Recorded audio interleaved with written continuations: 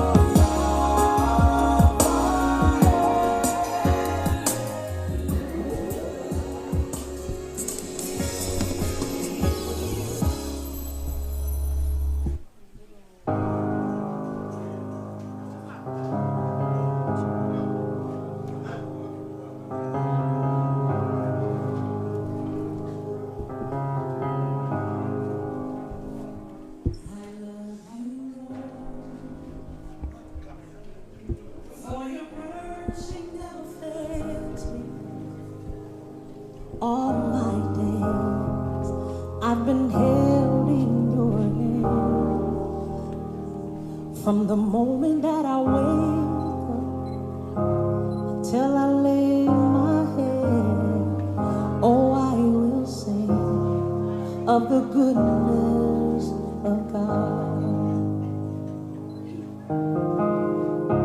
'Cause all my life you have been faithful.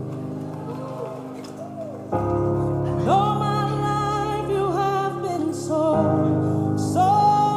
good.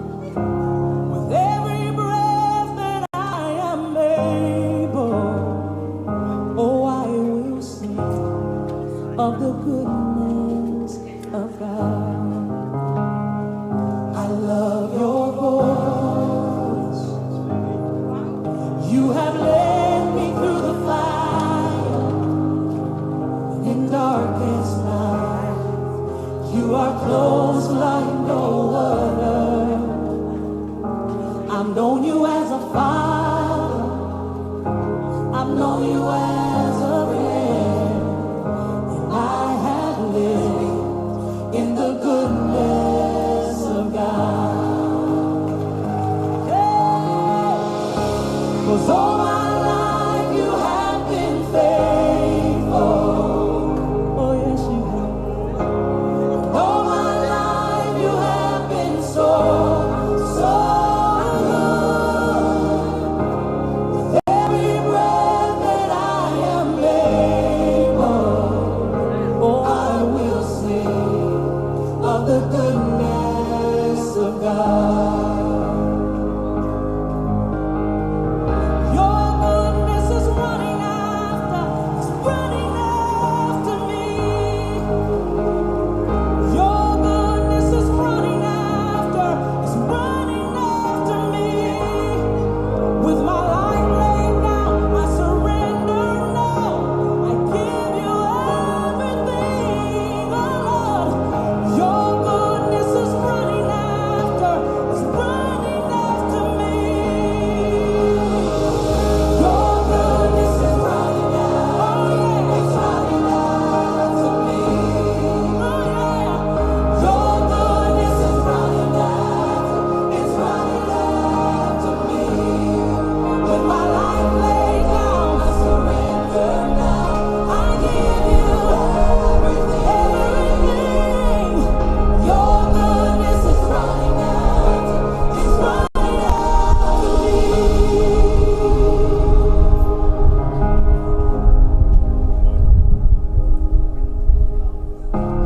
And all my life you have been faithful. And all my life you have been so good.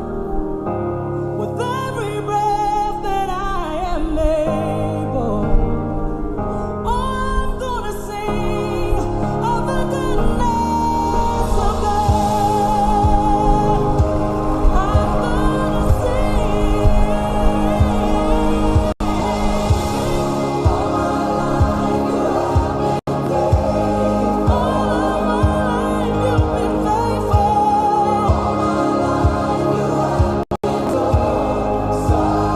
good. So good with every breath that I am able. Every breath I'm able, I'm gonna sing of the goodness of God. Yes, I am. Of the goodness of God. Oh, I'm gonna sing of the goodness of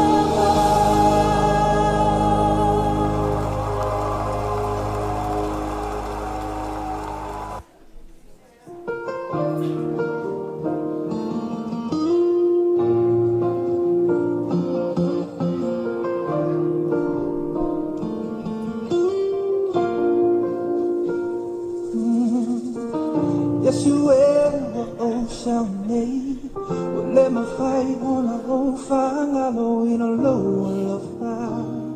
Silly, yes, Just want it. tiny ocean fire, I know now. For Manu Yanga, what else shall me? Faafauateaga. Low,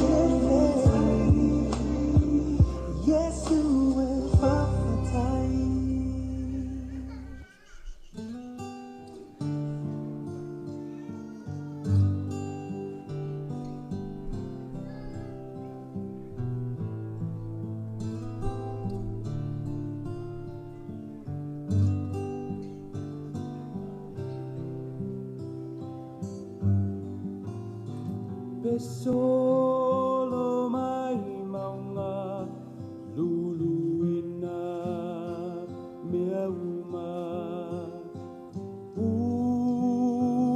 utetele lengongolo le sami o tele fefeo tauntai o elo atua le pule ilea le sami le fanua besolo mai maunga luluina mea uma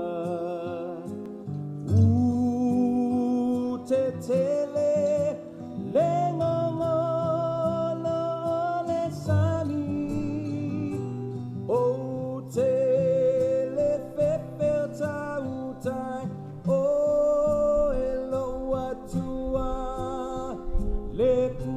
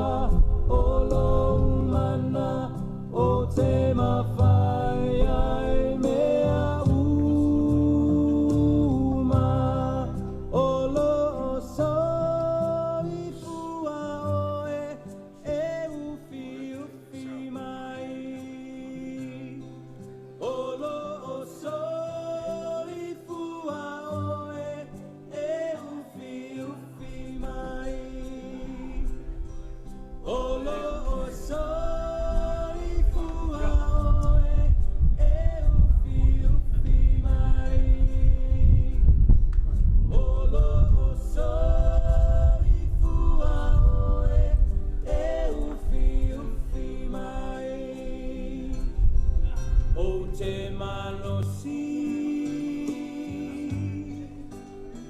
malue pea tatalo fina upea ua maulo ulo toia o elo watua olo mana o te mawhai ai mea uma olo mana o te mawhai ai mea uma olo mana o te mawhai ai mea uma.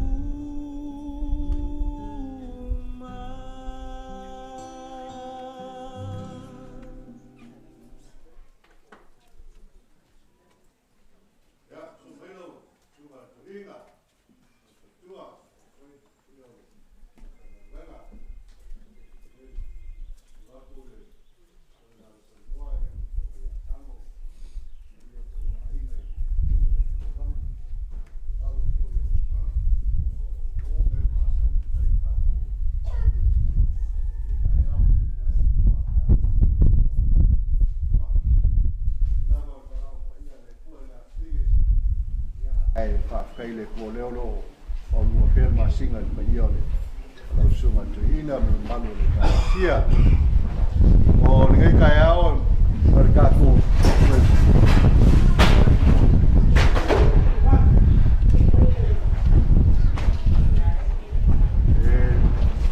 whakaile kua leo a ka mu mai whanua le sao le awhinge ia wala ia sa Tago ia whawheweko mu manguia. Kumalanga leo le fua ngai kai ao ma le whaamoi e ngai eile. I ngalo foi le whiunga ia kango ma le whiunga ia alesa noa. E foi le whako i lolo le. Lenga kukasi ma le lenga ia kua. Ia o ainga. Ia ngai o le awa ngoa ka ua ngai. Mo le kako family service. O e lawa fia mul mau. Ia le ora so fua o le afinga ia Jayleen ia ila le kaya o ngei a mai ia mo le akule mal ia mo longa e sa nginga a ile ngaku ia la kuaku le sunga fa penga mai ia la kai ka ia ka ko family service ngi kaya ia mo fa lo lava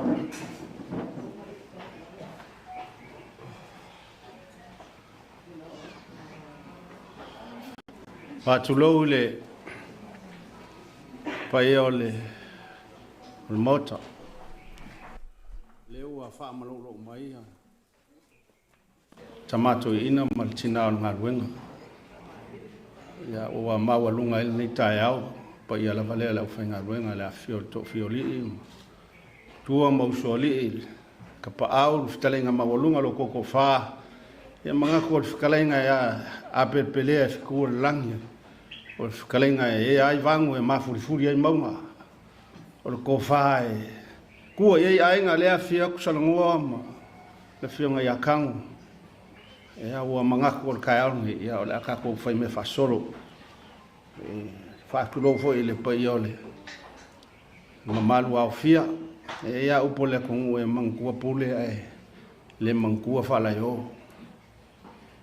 A kongo o le mafuaanga leo le kiri alualu mai o lo kou valvale alofa e a le kou mafstanga ma le afinga ia ring ia onga ia leo le manatu ia sau skami onga moli aku leo le sa le afinga i le malu ia whaataunu o yon sauninga au mga kue re umini ngai sauninga a umia ala muli mau ia wailoa me a ngoa e kaua o le foi kau kurikuri ka ko kain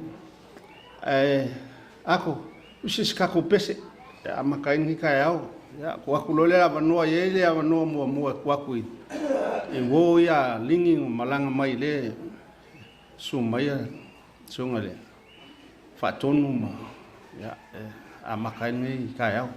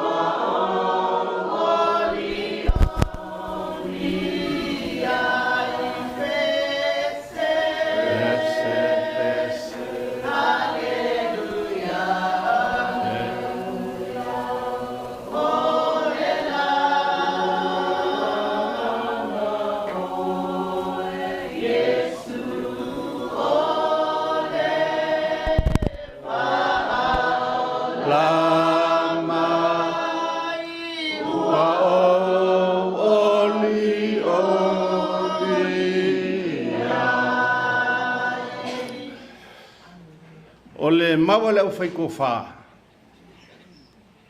A o inga whaki se singa pe au o le wasa. O ngā apo sa vili leo le fōi uti. O ngā kuri makai leo le fōi kau kāe whorau ai. O aha whainka, kako kuri makai le fōi kau kāe. Kako kuri matai le atua i langa kai ka inga ma kako whorau ai kai mi whapengehi. Ono mea lea, pai o ainga le sumai o to ina ma tinao ngā ruenga. Le whiunga ia sanangoa ma whiunga ia kango. Mai se pai o ainga ia mawo mai masangi. Ka po ia o kou whaiva ma whitalenga maualunga le lako ko wha. Ai leo manatu. Ngai upu ai a maka ngi sauninga o le whitalenga Yesu.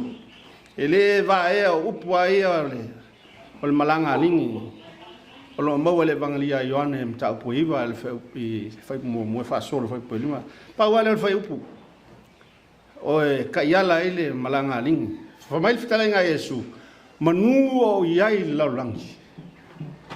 O au lava o le malama lama o laulangi. O le whasiria so ia Yesu. Fai o le malamalama o so o Yesu o le malamalama o makua. O le malamalama le o farisai o le malamalama o tangata.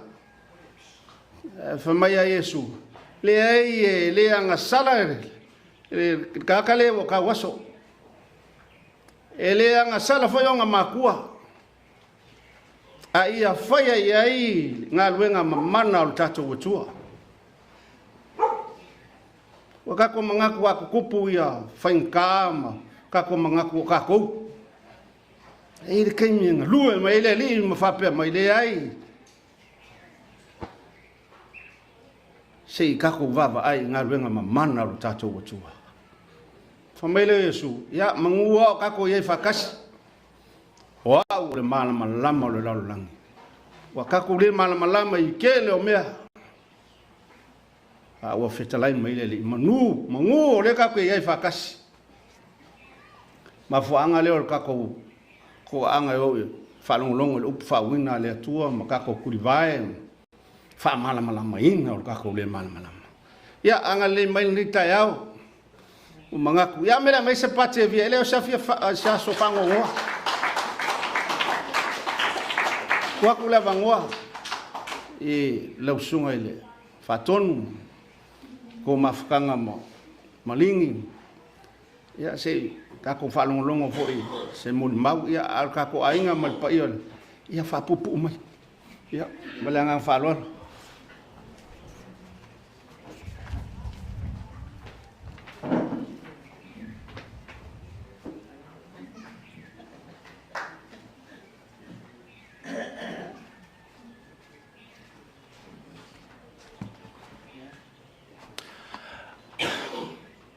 Ta manuia.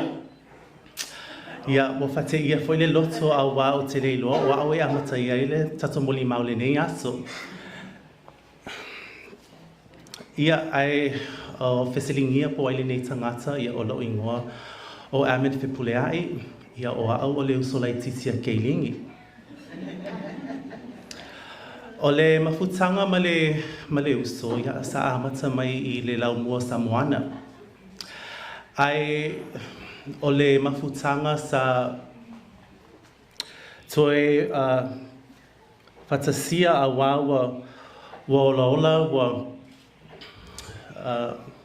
wa masani lava winga tene o keilingi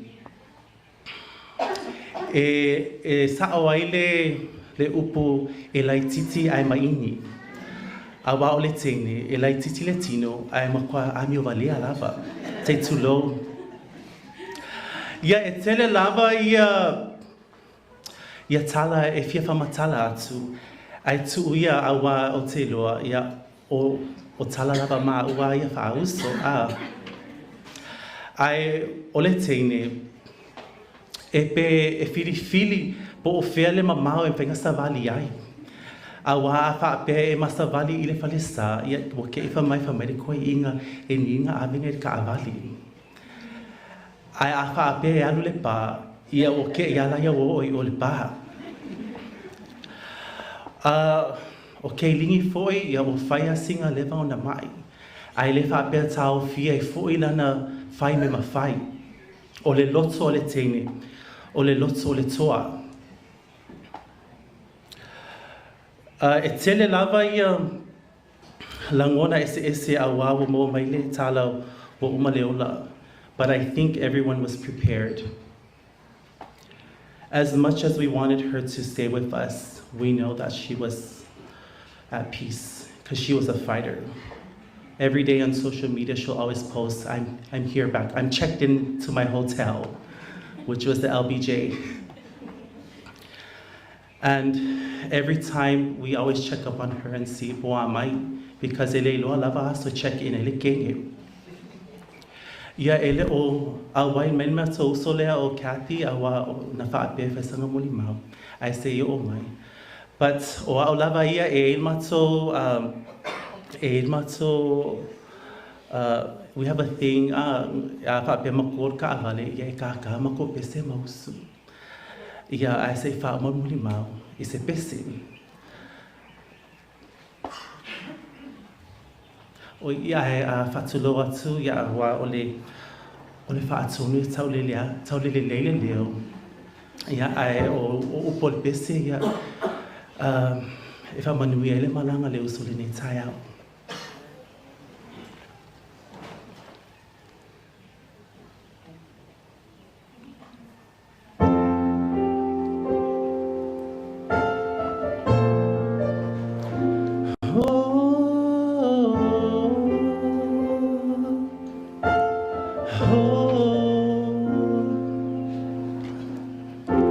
It must have been cold there in my shadow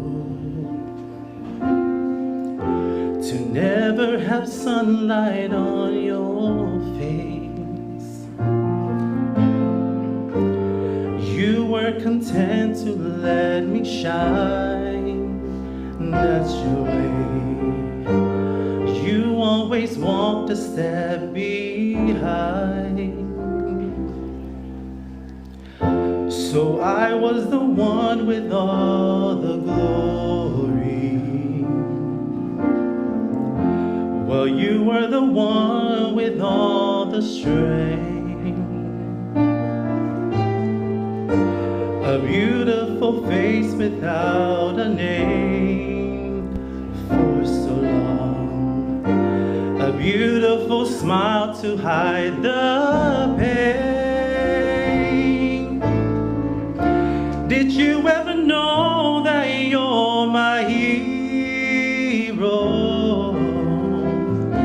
and everything I would like to be? I can fly higher than an eagle, for you are the wind beneath my wings.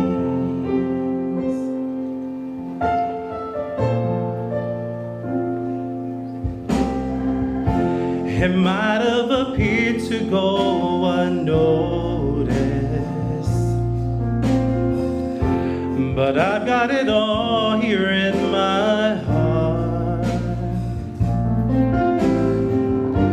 I want you to know I know the truth. Of course I know it. I will be nothing without you. Did you ever know that you're my hero? You're everything I wish I could be. I could fly higher than an eagle, for you are the wind beneath my wings.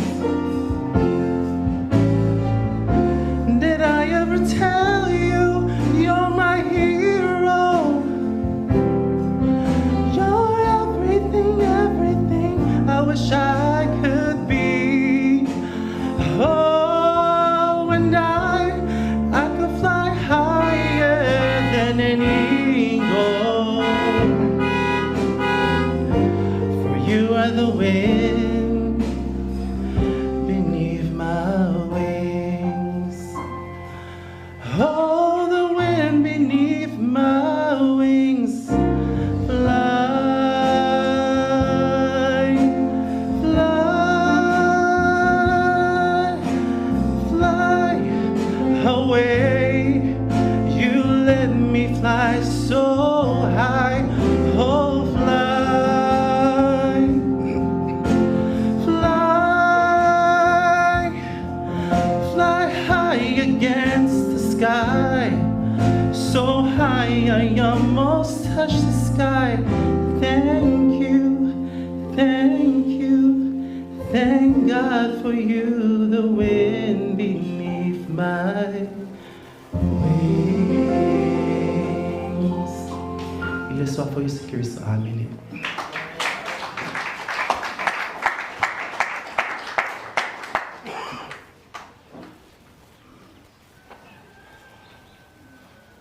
Whaasolo mai ia ka koainga malanga mai a kung mau a ko ele ia enga malanga mai penkarpa ia la inga sakwala ma whakalenga ia ke ulua ke vanga mai fale ia pai se ia pai ia ke o lua kuala masala wa kuela vangoa ia ke o ko malanga mau mai mangu mau la vangoa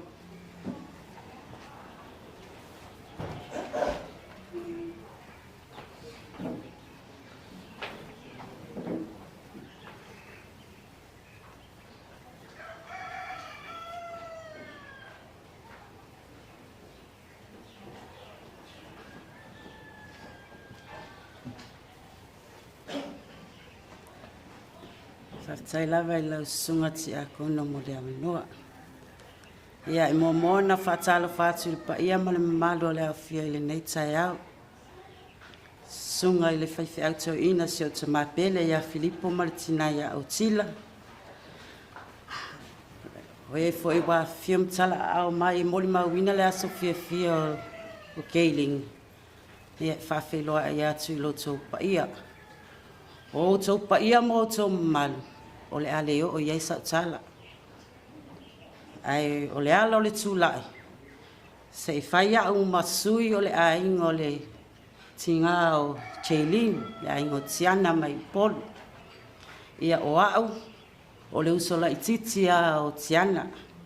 Le ana mamalanga mai masi o uso matua lea, ia le waturi mai au, e whai le mamuli mai. Tele me fia moli maua I fo I le ia Jayleen po Jayleen. Ia o le maua mawhitanga ma Jayleen. Pe ina o au lava le uso tiana I mawhanawhana le mawhitanga. Tele fo I o taimi. E le ta ua e Jayleen na o songa anti. O te le ta ua fo I Jayleen o so unis. Tele fo I aso sa mato no foi fo I malea fionga I a tango. Iol mato no foi. A fue a Jayleen. E fue a toi foi ma. Tele I o me ese na o maua mai a Jayleen. O mea le lei. O mea le anga. O mea makua le anga. Ai au ngā. O ngofo ngai la Jayleen na toi fo I polu. O la tu lo apala I polu. E apala ia kui polu. Ai maua I lo mala uo. O fa pele ai la manga ia sa wala mea lingi de fai ya o le awa o longa ansi mele. Se fia mo le mau ona o te mai e lo fat foi to tele ni se fia mo le mau. Ai o te fia mo le mau au le taimia o mato mafuta o mato no fola I tai I. E le mawhaina ngalo ia uai le e nei ia le vasenga Jayleen o te lo sila fia o ma le vasenga Jayleen. E vasenga sifululua Jayleen e umi alo na lau. Ai ese tasi o aso na mato a ai ai lungo lau ai. Ia na o mato la matiana m Jayleen. E oso vai la Jayleen. Ia o tato I loa foi la Jayleen. O le siasa o enga le ulu. O le siasa o mubu le ulu. O le siasa o mea maka le ulu. Ai fo ia kulo ma le fionga ia tango. Taimi le o whamainu. La e o ke ala tiana. La e whail me tau sa mestoi. O le ita tele o tango. Ia tiana le malmaloa. Na mafua I lona o whato a o wa ai alea. Wa o le li mautango I lona fine. Le ai asesimenta pai to ina napo. Mau le ulu. Vala au melo ia. Pamilia.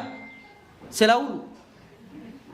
Yo a foi la kaiminga e moia. E fou foi la ngofo e fou ia umasangi la ia utsiana. Ai fou la kilo. Le ika koi inga le o kango. Wo pising e wo le lo asu e le se la ulu. Tango. E taimi le o whamainu. E le se la ulu. Mai ngaifi.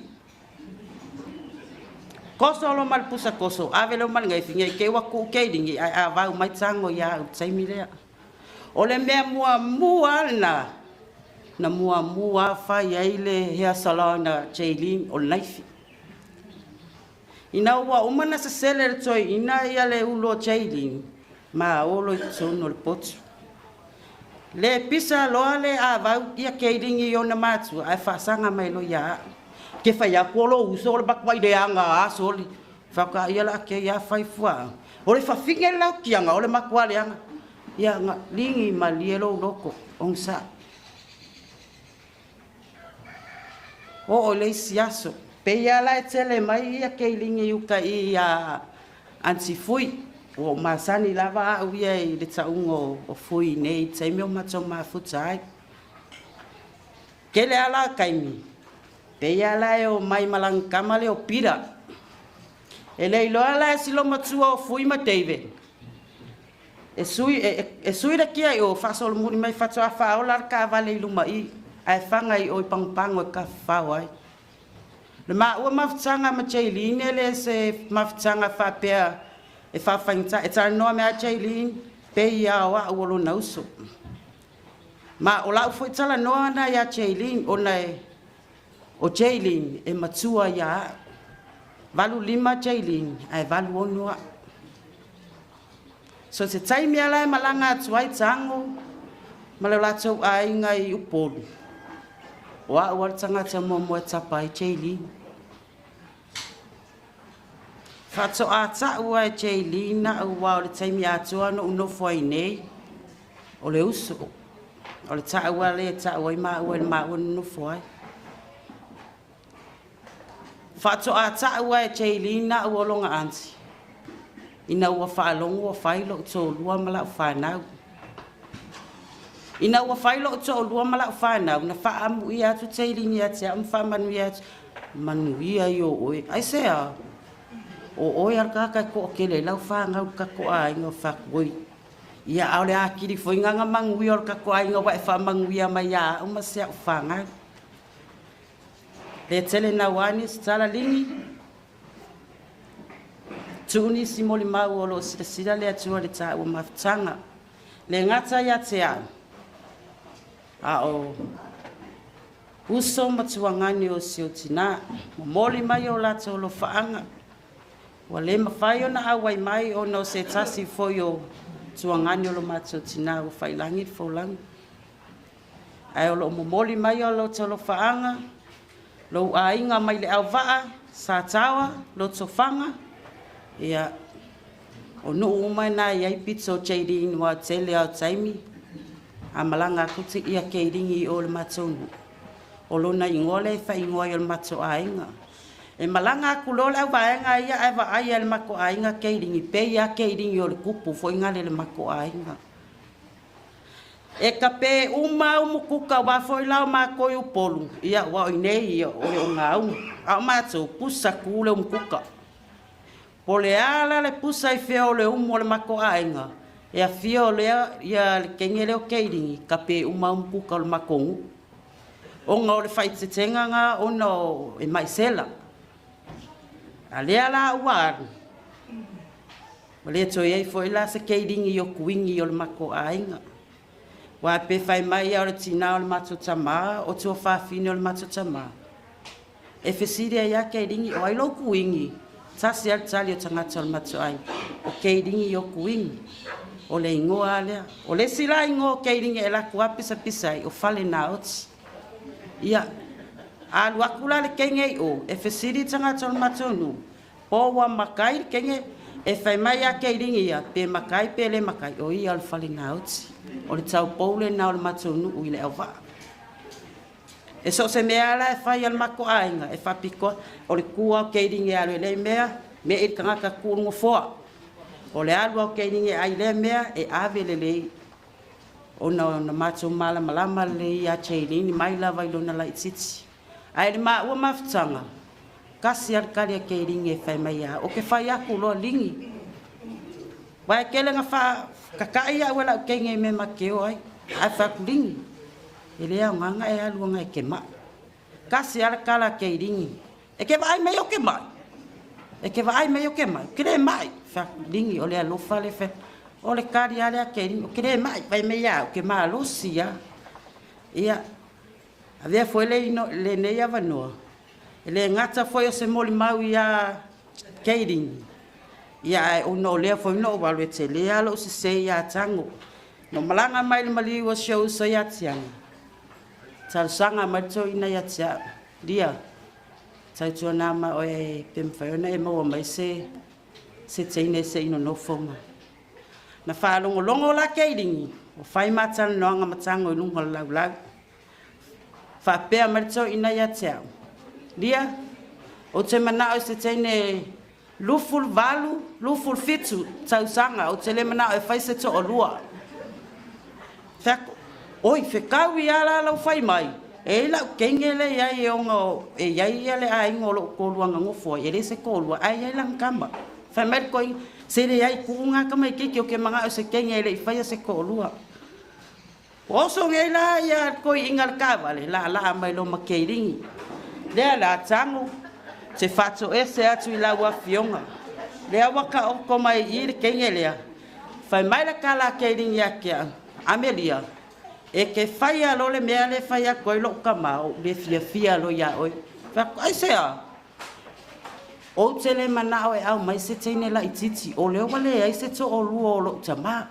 Fa o le manga o ko inga e fefeo ai o lua. Mai ia, va ai. O te mana e te ale su ai mai se teine matua, se lo matua. E au ngā, e fau tua mai ia au. Ona na o masia o whanau. Ai a fai a e au mai a se tene la ititi. Ai to e tupu ai se mea. Ia e nofo mai malamalama le. O lo loto atoa. O lo utina. O te le mana o la e ta o valea le a ingo o lo utina. Pe au mai tene lea. Mea lea tango. O la o moni mau. Ma la o wha ato e senga i lau a fionga. O no lewa ta o to mai tangata na wha saa le mea na e tarusanga mai ia tia. Ia ona o lea e to tele ni se o lo fia moni mau. Ia pau leo sina moni mau pupu i le maa ua foi mawhitanga.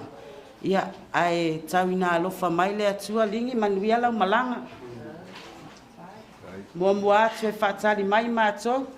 Amu ia oe ba e mapo mai tinga ia au mātou nei lava mātou te tinga lava.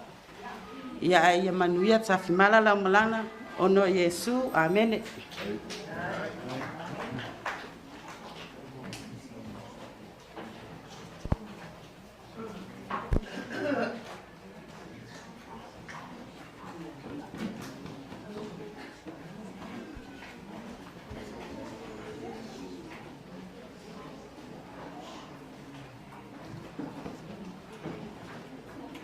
Bangua, ya, Aumoeualogo.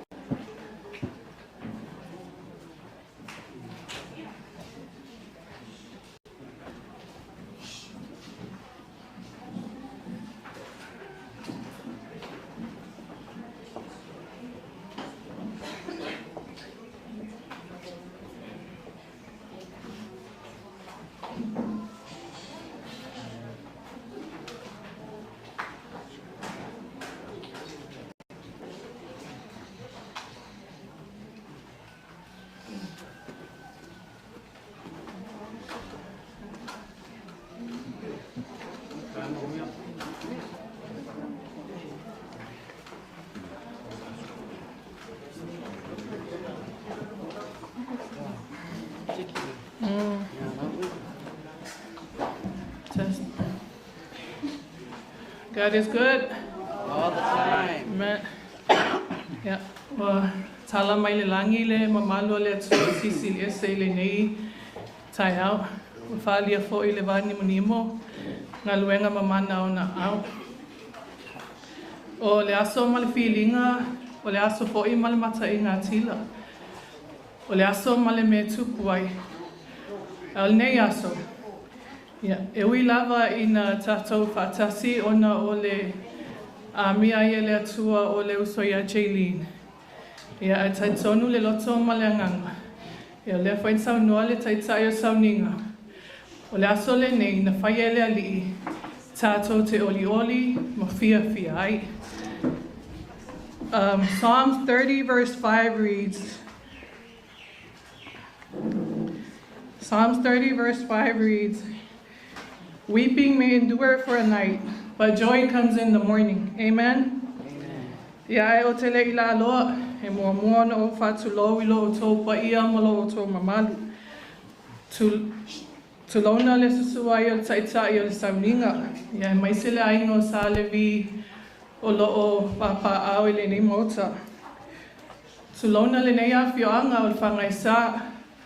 Fio aito fio li su matua maleu sua li. Mamalu mai lo to a wha. Ia tainane lau ti na lau lelei ia mo upu ia te oile tu au malosi. E tu atu le limo le wha ta alofa.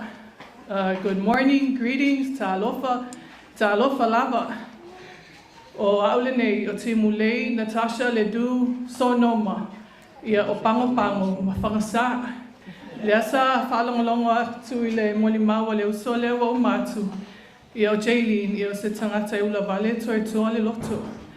O na o manatua i le o le tala alo o grandmother ia te au. O sine sinatu alo Shermer. Ia o le ula vale ma le loto tua. Ia o le mea whangasai le o se mea pangpango. Ia ua o le a whangatonu loa le malama ma whailo le sa vali mai o i mātou nei. Ia o nai tama matene o lo o ilunga nei. Ia mo le tau sila fia. Ia o mātou o le vasenga whai waso le laumua o Samoana i le tausanga e lua afe ma le tolu. Ia o classmates ia a le uso ia Jayleen. O le mātou o mai lai le nei tai au. Ia mātou te fia whaali lo mātou valvali alofa. Ia mai se o mātou sa fia finga mulmuli. A wale uso wa amia le atua. O le au whaita wina i le ngangana Peretania se moli mau pupu lava.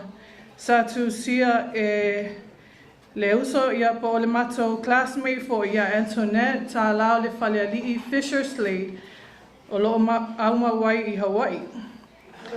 I write this with a heart full of memories and a mind still trying to believe that she is really gone. I met Jayleen, whom I came to call Kaylingi, during our freshman year at Samoana High School. She was an addition to a friend group that started in elementary school. She was the only one in our friend group of 10 girls that didn't come from Pango Elementary. What I didn't know then was that I had just met someone who would be in my life for decades, a friend through thick and thin. From the very beginning, she was quick to laugh and even quicker to make you laugh. I used to wonder how someone with an illness had more energy than all of us put together. She lived like she had extra lives in her back pocket. She never let her illness define her, slow her down, or dull her life. She was always up for anything. High school events, football games, skip days, late night runs, and bus rides to Aumoeualogo. And that spirit never changed. Even as adults, even through her struggles, she stayed that same joyful, full of life person. But the most important thing in Kaylingi's life, her family. Her beautiful daughters were her world. I know how proud she was of them. And though her illness was a lifelong challenge, she handled it with more grace and humor than most people would ever do. If you didn't know, you might never guess she was sick, because she didn't lead with pain. She led with laughter. That's what I'll remember most. Jayleen had a way of showing up, of loving people loudly and fully. We all feel the weight of her absence, but we also carry her spirit with us. In the funny things we remember, in the way we show up for each other, and in the loving, bold way she lived. So here's to Kaylingi, Jayleen, our classmate, our friend, our sister. May we never forget her laugh. May we never stop telling her jokes. And may we love each other the way she would have wanted us, with heart, humor, and no hesitation. Rest in our Lord's loving embrace, Jayleen.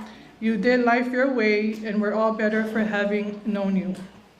Talo faile matangi wa salulul, wa tole timu, ma wa pongi sa fo ile nuu. A fai maile fatu pese o e peru. O te vivi I atu malo loto atoa. O te fai pesenga I o viinga, e mita lo wanganga ia Yehova. E whaalonga fo ia ye wa puapua ngatia. o na lātou fia i lea. Tangi au e tua whawhine o la salo, ia Yesu. Yesu, ua whaaso talo na maliu si mātua ngane. Whai mai Yesu, le ai, e le oti o ia, o lo o moe. Yes, amen, le aingo le atua. E le o maliu, ia le uso ia Jayleen, o lo o moe ia. Sleep peacefully, Sister Jayleen. Aluia o ele uso peleina malmatai sili. O manu nei, o manu na. O alofa foi nei, o alofa na. O le mea alofa whatauwaa lea au uso mautuangani. E tui na atu i le tama ia tango, male tina. A watu ai mo mātou whaamaisenga o mātou alofa anga mo le uso ia Jayleen. O mātou i nei wana o ni sui. Ia o lo momoli mai alofa anga o uso matuangane o i Amerika ia mātunu mamau. To Jayla and Janai, we present to you this canvas in memory of your beloved mother. We will always remember her beautiful face for the rest of our lives. She was a dear classmate, and in her honor, we chose this graduation photo to celebrate her life and legacy. E fia whai watu i se mātou pese, o le nei pese o le ausuina, i o le vii lea le Aumoeualogo i Samoana, o le vii o le laumua. Ia mo le sila fia foi, o le nei pese, ia e le o le tausanga i lua afe ma le tasi, e le o tausanga i lua afe ma le lua, e le o le lua afe lua lima foi, o le pese le nei, o le pese tausanga e lua afe ma le tolu. So this is the original choir. We'll be bringing it to you live with the one and only soloist here, Ia Fatua ia Joanne Toma Fuataga. Ia o le mātou pese lea e momoli atu ai o mātou walofaaga. Ia mawhau mai le mātou moli mau. Ia manuia lea o fia i le soafoleli. Amen.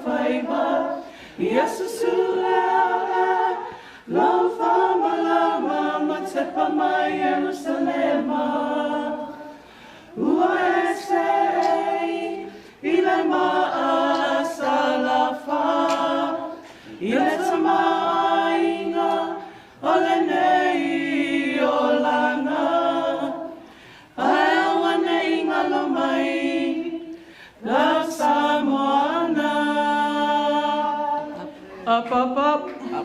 God is good. All the time. All the time. God is good. 1, 2, 3. Blue Sharks. Amen. Number 3.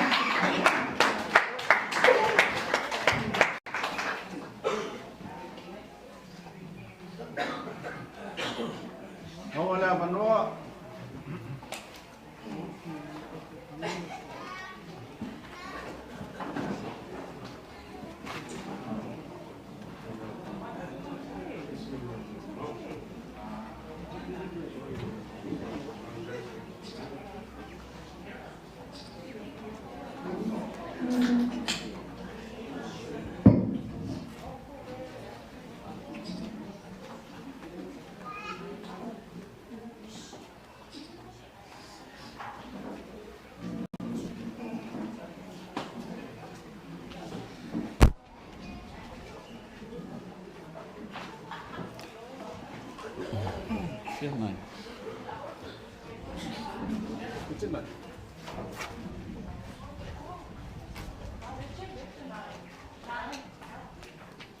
Tai atu le tausanga luafe maltolu, sa mau manaia, e me te fōi pese o saunia mo lingi, tai tasia male tau tausanga, ia me se fōi le tau tusi o saunia.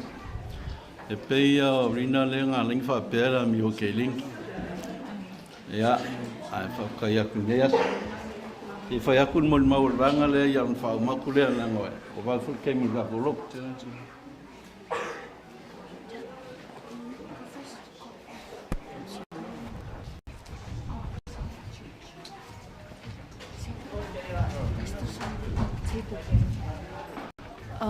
Good morning, everybody.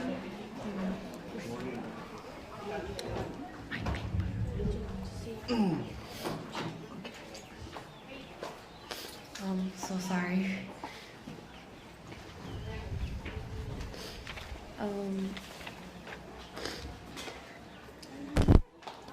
I never thought I'd be standing here today trying to find the right words for someone who meant so much. You weren't just my mom, you were my best friend, my safe place, my partner in all crimes. Sometimes you believed in me, and sometimes you don't, but that made my life easier. Life feels quieter now, a little colder, a little emptier. But even though this sadness, the sadness has gone through me, I am okay right now. I feel grateful for the late night jokes, for the late night talks, for the bad jokes, for every time you showed up without being asked. You taught me so much, what real loyalty looks like, what real friendship feels like. And though you're gone, you'll never be forgotten. I carry you with me in every step forward, in every brave choice, in every memory we had and made. Now I will share a quick poem that I made for my mom. Do not stand at my grave and weep. I am not there. I do not sleep. I am 1,000 winds that blow. I am the diamond glints on the snow. I am the sunlight on ripened grain. I am the gentle autumn rain. When you awaken in the morning's hush, I am the swifter uplifting rush. I am quiet birds in circled flight. I am the soft stars that shine at night. Do not stand at my grave and cry. I am not there. I did not die. You can remember her and only that she is gone, or you can cherish her memory and let it live on. We had a wonderful mother, one who never really grew old. Her smile was made of sunshine, and her heart was solid gold. Her eyes were as bright as shining stars, and in her cheeks, fair roses you see. But we remember now in love your life from start to end, and we are just glad we knew you as a mother, daughter, and friend. We had a wonderful mother, a mother I would never forget. I cannot say, and I would not say, that she is dead. She is just away. With a cherry smile and a wave of hand, she has wandered into an unknown land, and left us dreaming how very fair it needs must be, since she lingers there. For years you showed me love and care, and taught me from right from wrong. But now the years have passed us by, and the little girl years are gone. Now it's my turn, Mommy, to give us love and care, to do for you what you did for me when I followed you everywhere. A single red rose, the pulsing, lining heart of the garden. I'm so sorry. The white roses I would pluck occasionally to leave on her grave, but the red rose would stay protected, guarded by loving thorns, a heart living on. I will pray the rain that soaks your grave will soak my roses too, that in the spring, when life begins, I'll for you at peace. My life is not the same since you've been gone. I miss you every single day. In endless ways. In Jesus' name, thank you and God bless.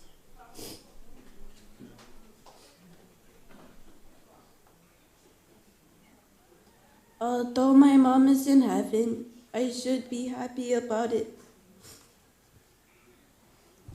Even though I am very sad about her passing away, she will finally be in peace. After many years of hardships and fighting, she will finally rest. She taught me and Jayla many things, and one of them is to always take care of each other and protect each other. Because she might not always be here. I am happy for her, and I thank the Lord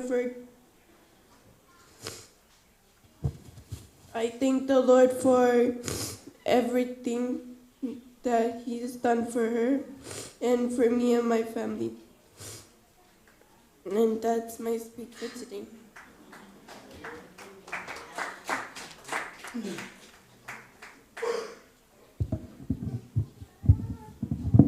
E viene lì, ora se fia le stesso fanno no, ma ila miri,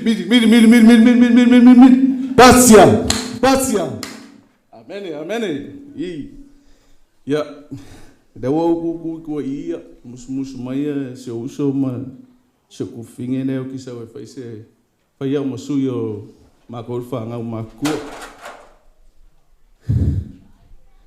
ya fa lo longo I mol mau ya itu fine ya em ya male mol mau le ole fasenga lingi ya ese foi ele mako ensi mai mermo ya ada o kurai ol makama ya afakasi mar fanga ol makama ya o vai mai rungai ya ol fanga o dingi ya dingi edang piko Samangi, piko Palang. Ya, Afkasi Samoa, Palang. Koe meuri, ya, more kira ro kamana penga mau ese finga NPA kamana.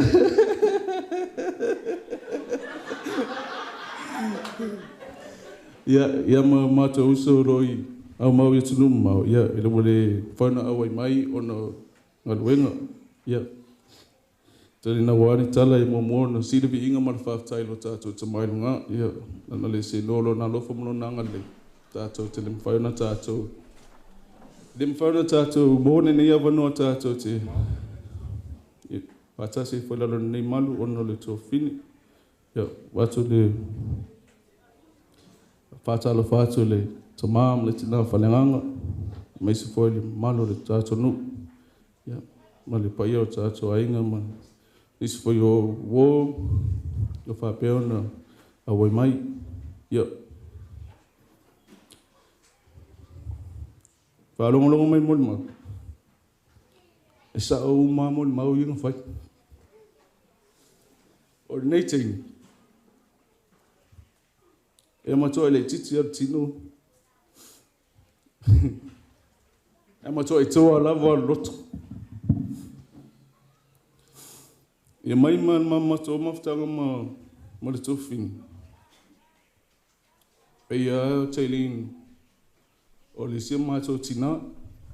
Ia, tato sila fia le situation o le tofini. Ia, te leo taimina ne nofo o le tofini. Wala au, mau! Jamie, Una, Loki, ya, manai tu whawhine ia pe au mai nei. E tele au ia, me ma fia tala noa ele tu whine. Ei, te longa le tu whine fia short and sweet, just like our dad, you know. But Lingy is my hero. Growing up. Sila fia omole tātou ainga ia. Ka haona ka pole mātou o matama. Yo, isi taimi. Ale puna le tō whine nuna iai mātou. Ia. Ta ilo iai. I miss Lingy so much. Just like we all did. Misia langa leo. Misia ngō winga. Ngō whailo kālo gere kang. Ai, au mawhau mawhtanga maringi. She's one of a kind of person, you know. Ele to Aumoeualogo se tu fini whapeo. Walingi. Yeah. Oe mumua la le ko yeisi si fai ma ori lungo ke fongi o nei tene vile tua o tene ale lo mai news on ma ko ainga ngi ya le walu lingia we're going to miss you. Your nieces sent my love Soteria and Lee. Ya lofa ku ya mam pela ngawel ele ko kasi so mama ngawel mana ko narure kamoy, you know, but we love you in Jesus' name, amen.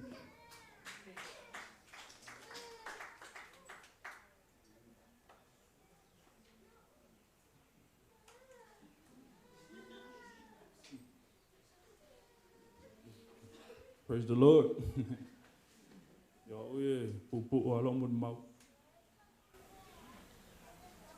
So if you fafkai soko fingi. Thank you for everything. You inspire me to keep moving. Girl, pon mau ko fa fingi mo. Also, nga pere ki ke maingi.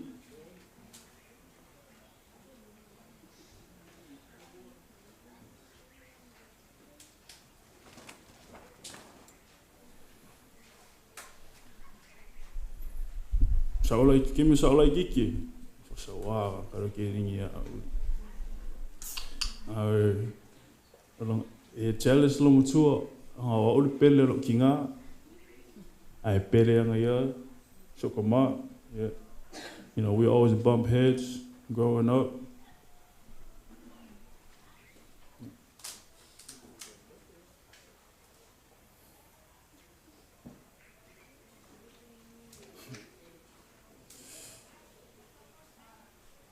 Ele lava upu matala ina ele lo family.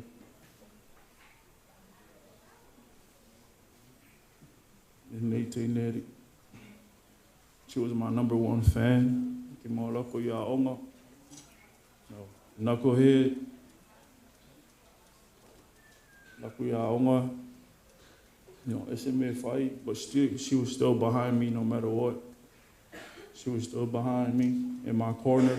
#1 fan, #1 supporter. 3 years ago, you know, we lay our mom to rest. Lele mai America, mawhai mea I Malingi, you know, buried our mother today.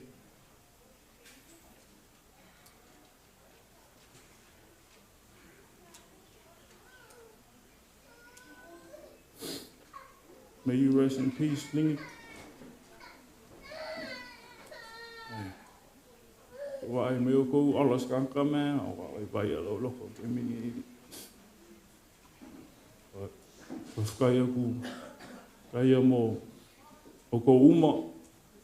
Thank you for you guys' love, for being here. You know, support mai mako ainga. Kaya o mai.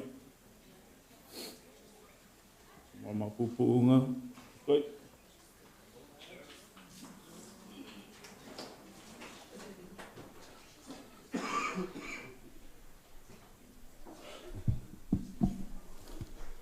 Olinging whangaui, Alaska, Anchorage, I whanmai e Tago province, Mokamaki. Tausanga masina o na maile o lingi. La vel maruru, mo ele pneumonia ma ka oko ai.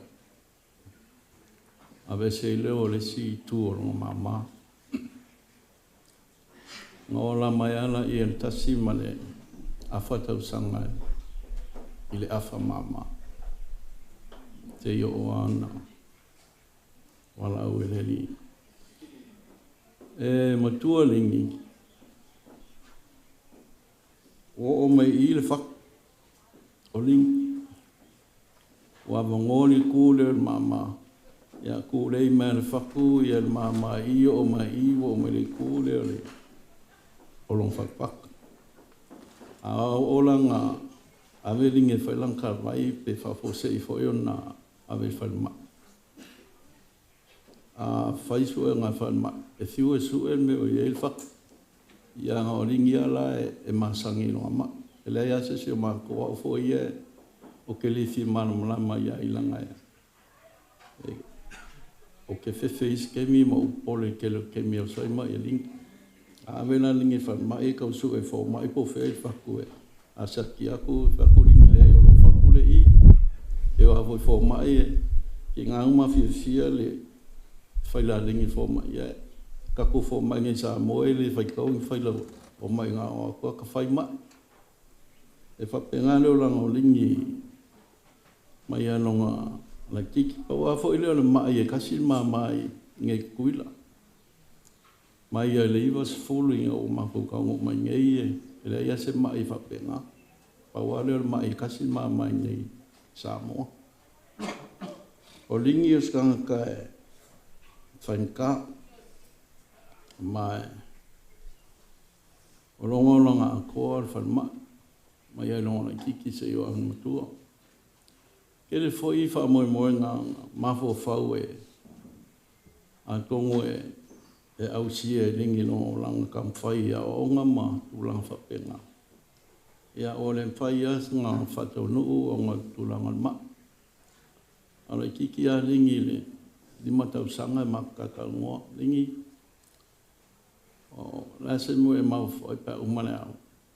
Alang kalale no ia fo ma ia kalo ai so mai ka mo ia fa mo ngama mo me ma fo wai ele a fo isi me na o fa ka ngo ia lem fo ia se me o longa ma o lingele manga ka u ia o skanga ma e malo si loko i so se me ai fai inga se la lingi o fea me manga o lingi a luai pe wala mai nga wo me fia luai o le e me lu fia luai fak se ke ring e foi fuka e ke mai fal mai nga foi e le se me a ki ka fia fai uma me manga oi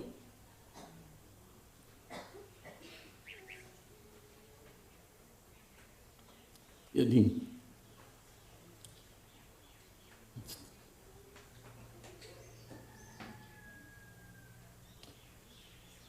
eu mai mai nge fai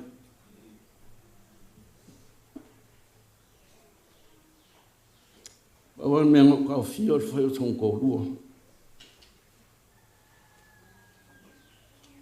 no ke lo ele foi long ko long kas eu kuding ele se sim foi ko sio nga malukinga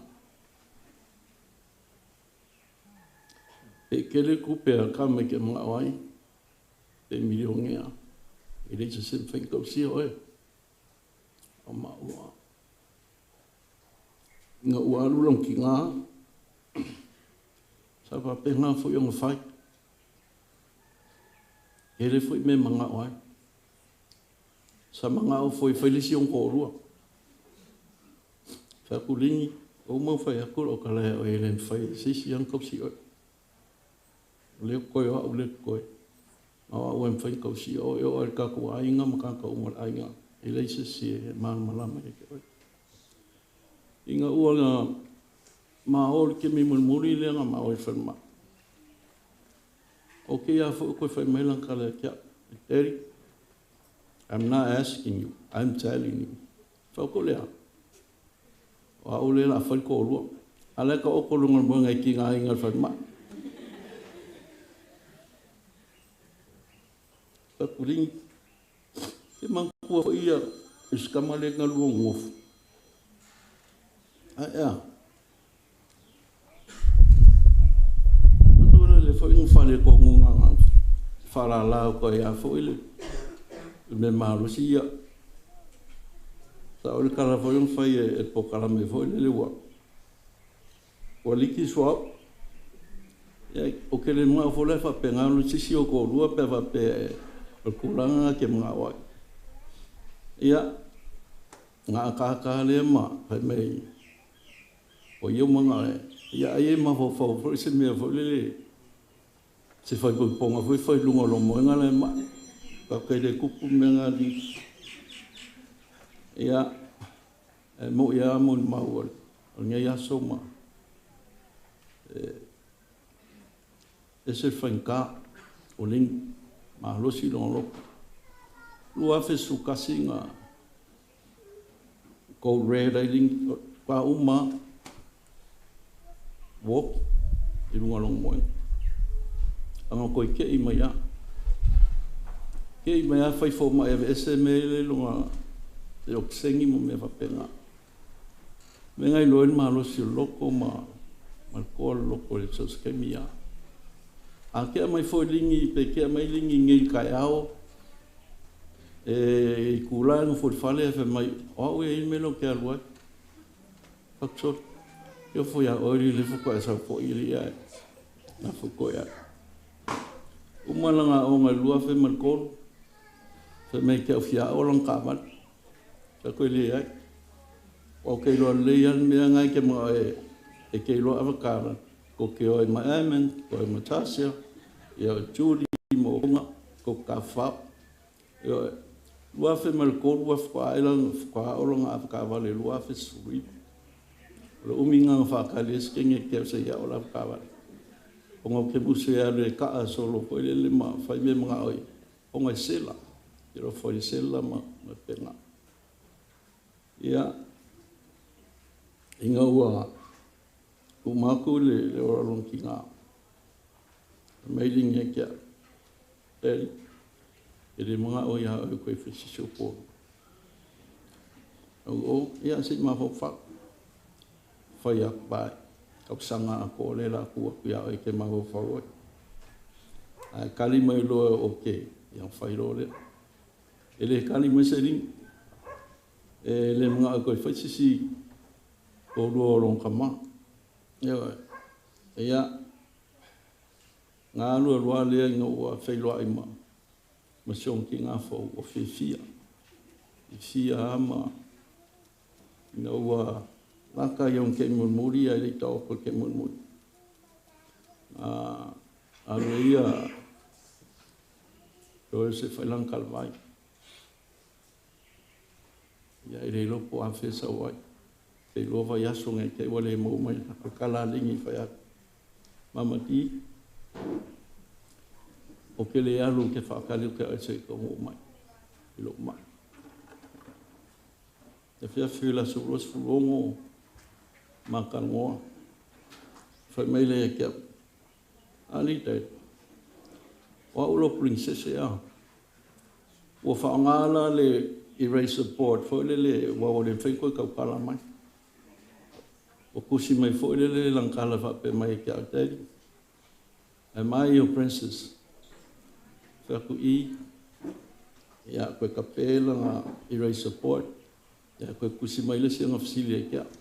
So you're gonna make me a princess. Whaku I. Ia o loanga le winga o langa whasili. Ia keu uma ia whasis. Ia o moiwala o le tua. Ia menga lua kou ngā ia me uma yang ke unga ma me uma. Ia o kamwhai ai keu wha princess se o awhinga. O wa e sifi o fia princess. Ia o langa au laka pi o le raiders. Ia ko kanga ia kui fua ia kua ia malanga me piafa. O le popo o linge pomsa a koa. E uluri a koa me uma o ofu o pulou o purse o keychain. Raiders uma. Ia. Tingi. O moni mai alofa rete ma. Ni mo. Alofa anga mo oelia sa. Saungia yo la wala fa princess. Alofa mai alofa ngani puna. Ia meswairo so risa. Ole lama mai. Mula kule ngang whaafitai no sunga tua ina ma. Tina ngā luenga. Sai foi ma. Ero i kaimen mawhtanga ia popo inga mati ma inga leo langa nge kingi whainka.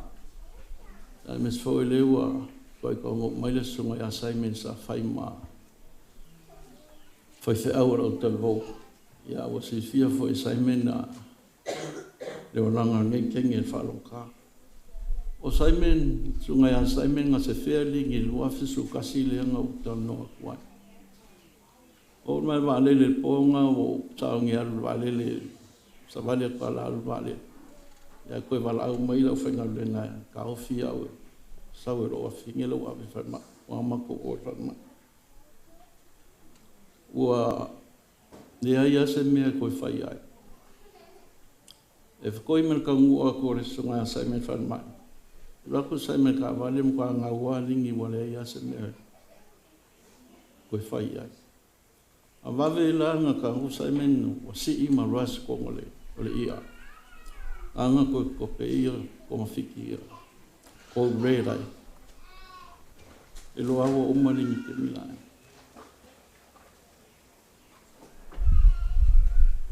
Whafkai ako le.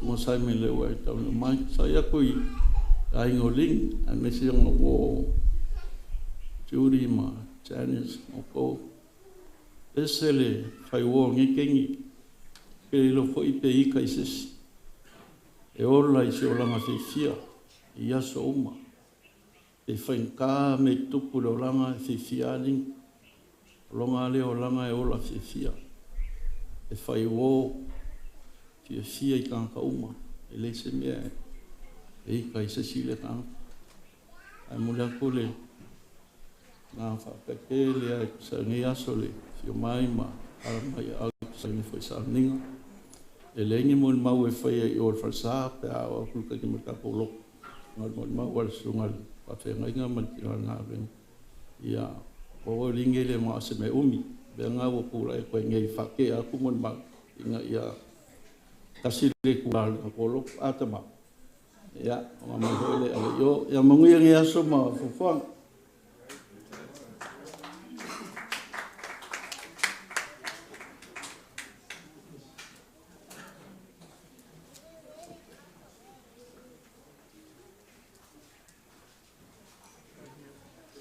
Ele leile atua I taimi uma. Yeah, amen. Tula ia tulu nei taimi o le aso fai fo se mo limau mo le afine.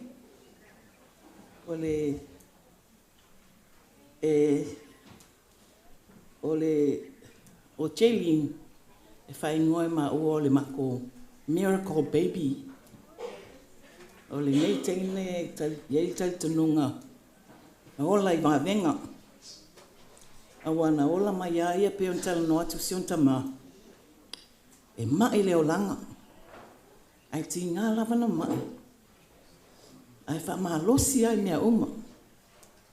E tora fo ilo na loto pe ona ta o se temi o mua. Ile tusiam amatayo.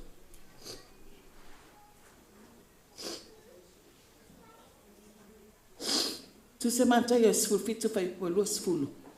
Lo tala no ai le tusi ile fatu tua o le tangata. E fatu sa ile fuol napi stama I fuol I titia. Ai a te lelo fatu tua. E mawhaia wana e whai atu I maunga. O tala le tusi pa ia. E mafuli mai. E mawhai. O te fatu sa I nai la lingi ile to inga tangata lea. O nei fo I princesse. E whai ma mea maasani al mato a inga, ele ngata il mato a inga. Ai mai se foi se mato e kali se mato tamapa le nganga, ma se mato tina. E tatalo. Ai mai se foi au tatalo. E si I lava lingi I talo sanga yeso uma matai mi uma. O le mea whalanga e ala ina o whaingoina. Mato whaingoina. O le miracle baby. Awana la titi mai a lingi. O ma I a lingi. Te avea I lingi. Ai lema fai. O na tu ualo na loto tau ma fai. Malona loto ma losi ina ia fai le mea mana o ai. O le mako princesse lea. E tupulanga whakasi ma lau princesse lea. Tasi ma sina e matua ile mai ta ile ya lingi. So o le tele o taimi. Closer lini ia ma ua mal matua inga mal whanau. Le foi na tra wase tasi o whanau ula vale. Whaola ta avale so sola whaola mai ta avale ngau ta o whale. Le whaola ta avale. Ai tu le mai tua ta avale fa se mai lalo ta avale. Ua vaila me ma fai lingi fai. Se longa o mai il ta avale. Ina whaola lea so sola lo ta avale. Ai le lo sis. O winga na e whaangalunga ta. O whapupu a mai aile. No tau nuu mai pe a mai le tasi vai aso ma le awha. O iai lingi whanma. O te mi umalawa tau mawhai maua se wanoa. No tau nuu mai no ta atia le mai. No maa losi whaisina maa losi o walu whanma. Ma mafuta malini. Mai alingi. Ai le mawhai antu uole. Le tautala mai li mea manao iai. No laku le si aso whaku Sa walu sa koe halo elo ofisa ngo koe saule pe mangava. Ai fa mailingi a nana. Awe ke alu. O fa aku, mai awe ke alu. O fa ai sea. Mailingi a. A saulo ka mai asia. O tala noa ti lo te mai me o te mana o fai lo waso. Pe o mai le mala au. Ai kangi lo ka mama ko lunga sa vali fafu. O fa ko la sa tala. Mai ling o fa ko le ya ling. Ele ma fai lo te mana fa longo i tala na oe. A ia e mauti noa. Ele umale lo fa lo te mai ati oe. O oe fo ia o le pepe lo te mai. Te lele lo fa lo te mai ati oe.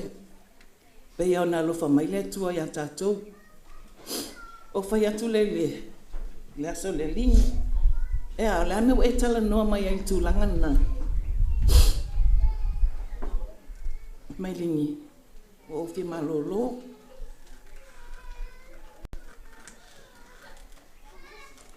Ia. Tala noa tu lele a fine. O e fi malolo. Ia ai. E te tau ona. Hoa o malava tūlanga whale tonu. Pole sao, pole sese. Tauna wha maulalo tatou loto i lumo le atua. Wha maulalo i lumo le atua. Te talo i le atua e wha maangalo mai tatou. Mai e sauni te lua whailoa ai malo matai. Pea wha peo tūlanga nau e iei. Ia ona whaile le mātatalo. Uma le mātatalo malingi. O le tele iau mea tala no mai e lingi. Ai vifu foi lau papa pe on tala no mai lon tama. Tu si mai lingi me mana o fai lo naso. Pe on to sila mai. Ia o le silver and black. O le lanuna na mana o lingi. E fai elo na ofu. Ona te unga pe on tala no atu lon tama. O le silver and black. O fa kuia mo le lingi. O le si talan fa mai atia. Anana. Kele manga oe. Fai se tōngina. Pe ilon tō sila mai wa ma ofu atu langu lea. Ai sea, o no le mana ongo lini. O te mana o te ofu ila fa princesse. Ia fai tō fa princesse. Silver and black. Fa tu wale lei. La fai umame te mana o iei.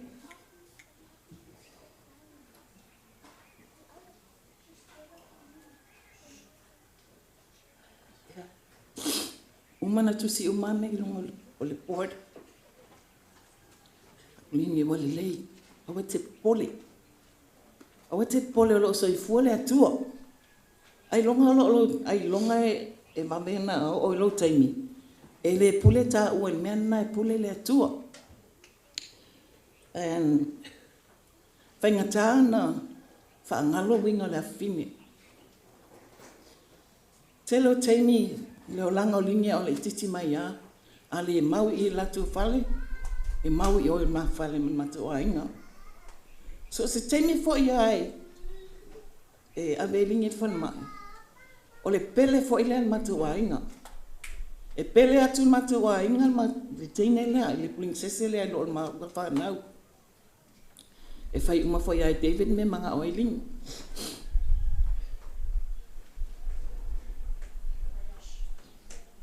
Ia, te loa lavanga mon mau.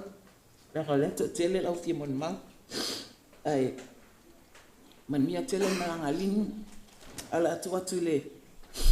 Ile a fine, fai se mon mau nei. Ile maftanga, o fai si leva fo e na alu ai. Na fai poi poi a, matama, tam lona lua, moe. Ti ngā lava na batu lingi e fai tala mai. Le mawhai a lingi. O mātua no foi hilo. E le mawhai a lingi. Vinga a lingi. Vinga i longa tama. Na i wana o atu lingi. I hilo, le Pig Island. i le whaipoiponga. But, wale au mai ai warrant ona o nisi whaifuafanga mare. Ai, lo mon mai alu whaanga o whanau. Tu atu lewa noia. Ina. Yeah, I'll try to make it short. I know that we've all said we're going to make it short, and we go on and on and on. But I'll try. E sawa mamo lingi e kulanga ma'u e kasian masingo ke makoya hi. So ka ua lingi o langa mga sanga, langa tsuen.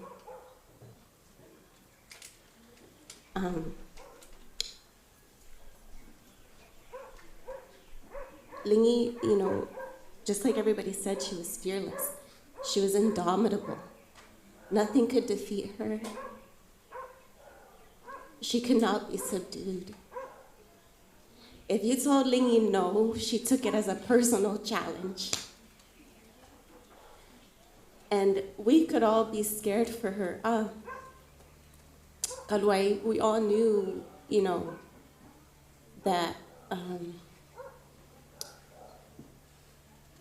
her health was a challenge, but it was only a challenge to us. It was never a challenge to her.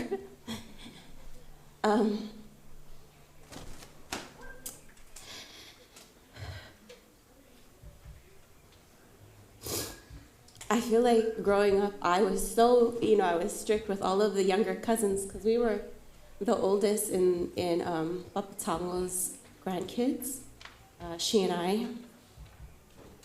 And I was tough on everybody else, but Lingi was soft with me. She was really smart, you know. I had better grades in school than Lingi, but honestly, her wit was insane. She could cut you down really easy, but she would do it with a smile, and she would joke with you, and it would be fun. And we'll miss that. It's hard to stand up here and think that she's gone, right? Like, looking at all of you guys, and she obviously made such an impact on her friends. Seeing you guys' pictures last night was so nice because I remember you in high school with her. She made such an impact. And for me, I don't think she'll ever be gone. She's been preparing us for this for so long. Like, even though she fought so hard, you know, e prepare aku oi, ele umbia. And I always told her, you know, okay, whatever, Lingi, we're gonna be 76. They always told you you're not gonna make it past 20, you're not gonna make it past 30, and we're 40 and you're still alive and you have 2 kids. Like, what are you talking about? And she would just laugh at me. But more than anyone else that's passed on, I know that she's here. I know that she would never leave us behind. I know that she's hopefully doing all of the things that everybody ever told her not that she couldn't do, because that's what she did here. I was always the cautious one, and she was always the adventurous one, and you guys know that. She lived life harder than most of us ever will. I know that more than I ever will, for sure. My brothers and my dad and my little sister all send their love for her. Just like Mom said, ever since we were 5 when Lingi moved here, and every day she would come to our house for breakfast, and we would all go to school together, our whole lives together. Even when I changed grades, I was in the same grade as Sandra and Joanne and Lingi. And when I changed grades, Lingi still came to ride with us to school. One more thing, sorry. She had more love in her heart than anyone that I've ever known. She would sit with me and talk with me about everybody. No matter what anyone said about her, if she ever felt like she was frustrating somebody else, she never had anything bad to say about them. I don't understand how somebody could be so fierce and still so good, even though she's out here doing all the things that I would never do. In her heart, she is so good. She was e kaua o lingi o ele princess, o ele queen, and all of that stuff, but really she was the most humble person I knew inside. She would tell you all, oh, I'm the prettiest, which she was. I mean, I always thought growing up, I was so envious of how pretty she was and how stylish she was and how brave she was. I was so envious of that because that was not me. I did not think that was me. But on a personal level, and I'm sure everybody that really knows her knows she's very humble. So, sorry if that was longer than I promised you it would be, but I know that we'll always love her. Thank you all for coming. God bless. Yes.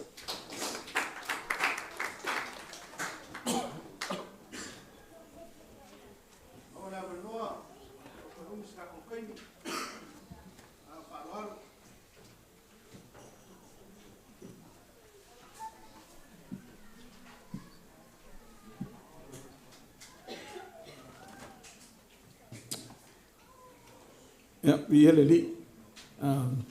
Tai atu sunga te tai mo le amanoa. E long matango fie mon mau ya. Tato umalna, tato po e maputa mo. A fine ya. Loto faftai la wele li. Ona o le amanoa maputa ai ma. Malama po i le fine lo na tutu kuai. Longo mai mo mau alon ta. Al mele o tai lo. Ko inga makua le o kai ai. E o foi ala tai ta fana. A fa long ka mai. Al me mo ia ngai o foi kai. De ai ia se ka mai ki laka le fa long kai se si o long kua. Io te o lolo foi in mea mai ai le fio ma. Ya tango kupua. Benga po ya ula wa fanga. Benga pe fa manatu mai le. Ya e fa tai le lo fa tu no le tu. Ya o le ya ngali le ya le i mo tatu umana. Ya e se la fine. Ai ule tala i se pesi. Ya ona na u fa fonga i mo mau mata mo fie. O le soi fuanga o le olanga fo i o le fine. Ai au te de iusuru le pese o tila fia fo to tele tanto. Ai o le foi. Mamanatu mai le ngango le ni. Ya amuia na tau ia. Tanto foi. Upa Paulo ia Tesalonia le kanisia e fatau le oti na tau. O le upa ia po e fatu tu o momo. E mai le usoi. Au atu te whanua noa. Ai, a whanua noa. Wa ai nei te ua tātou whanua noa. Pei ni e ua le ai se whaamoi moi. O le tūlanga leo e el soifuanga malalangi nei whaftai le li. I'm very excited and have a passion even more so for God and for the souls to know Christ.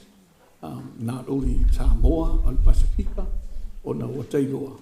E whalong soa ia, but even more true now than ever. What if I took all of you mai o le li? He's already at the door. Paual mea le whatari ai. O le la mai po le fio mai whafo. O le whai toa. O na nau sir fia toa tere. Te milne. Laua hanu, laua o isa la eiru tono ai ran.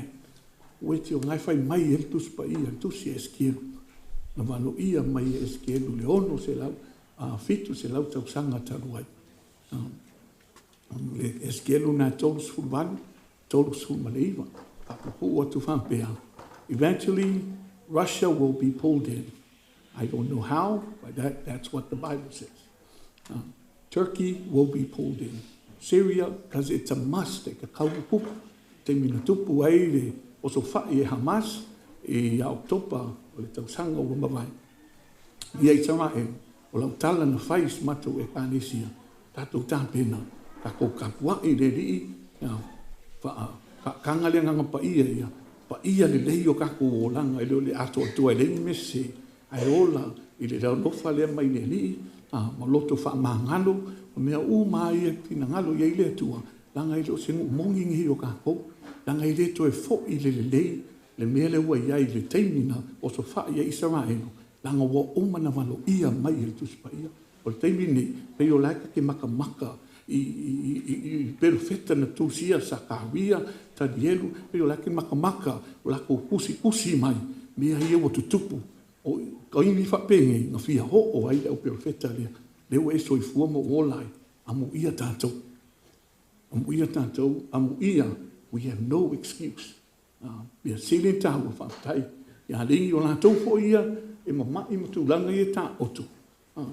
E whaatai, e maua le taimi, e toi tā pena atili ai, wha maulalo atili le li, a wai le ea se si me hiu iai, me mai paulo, o le tino le nei, a tala le whare apitanga lea, o le pole tino le nei, me mai mate whailoa i, ma le ali, to be absent in the body is to be present with Christ.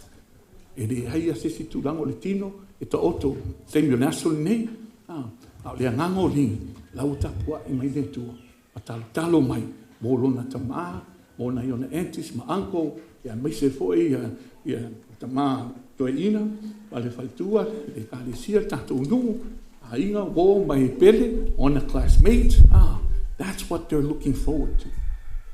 Mea uma, foi kulanga i e kupu, whai ngā mālo, mai si mea uma.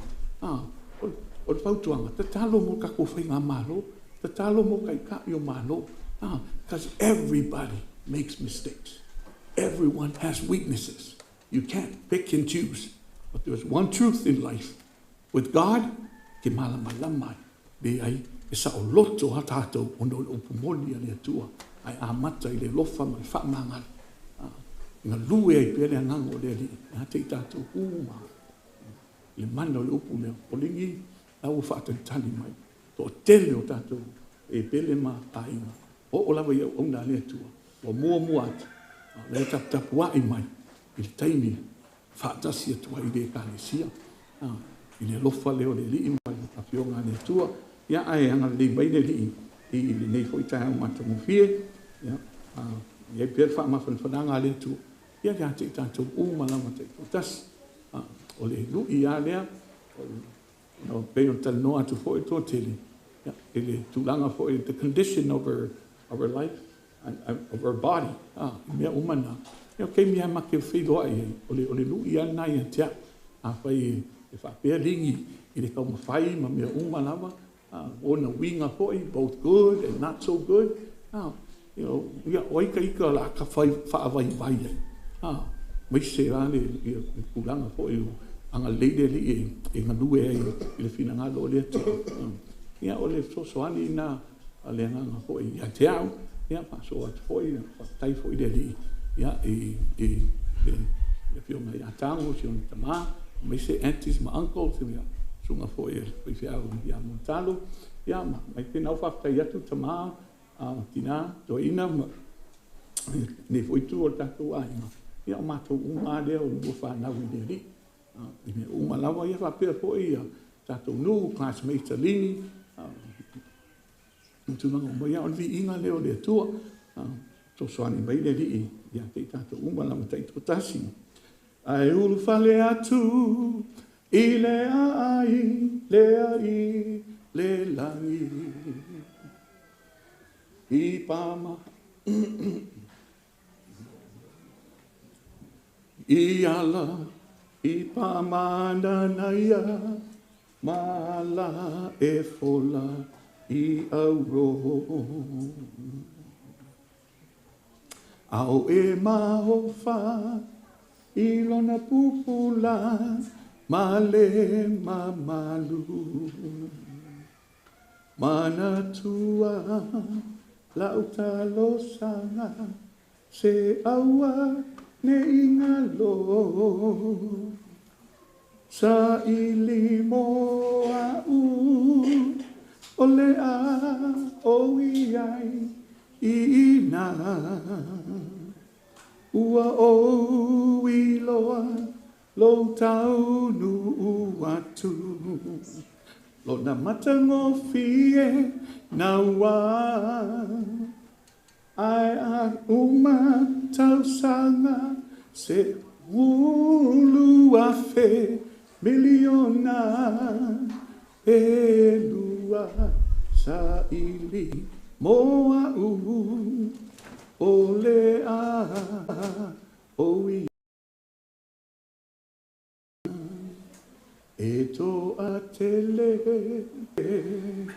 na mua o lo ia i a o feilo a i a inga mau e tele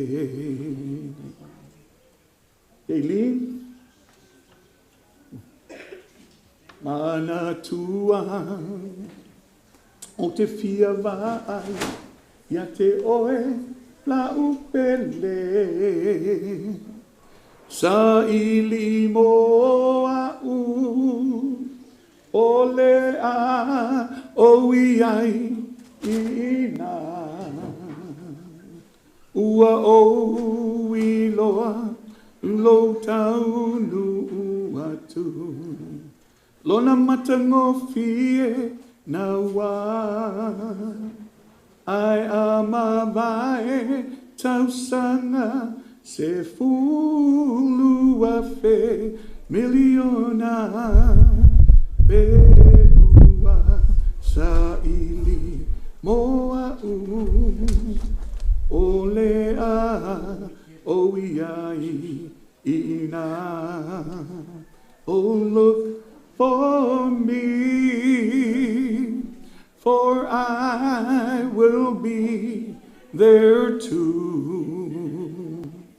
I realize when you arrive, there is so much to view. After you've been there 10,000 years, a million, maybe two. Look for me, for I will be there too. Sa ili mo tango awa, ua te wheloa I le ola ina. Ya, whamanuia tele neri, ono Yesu. God bless.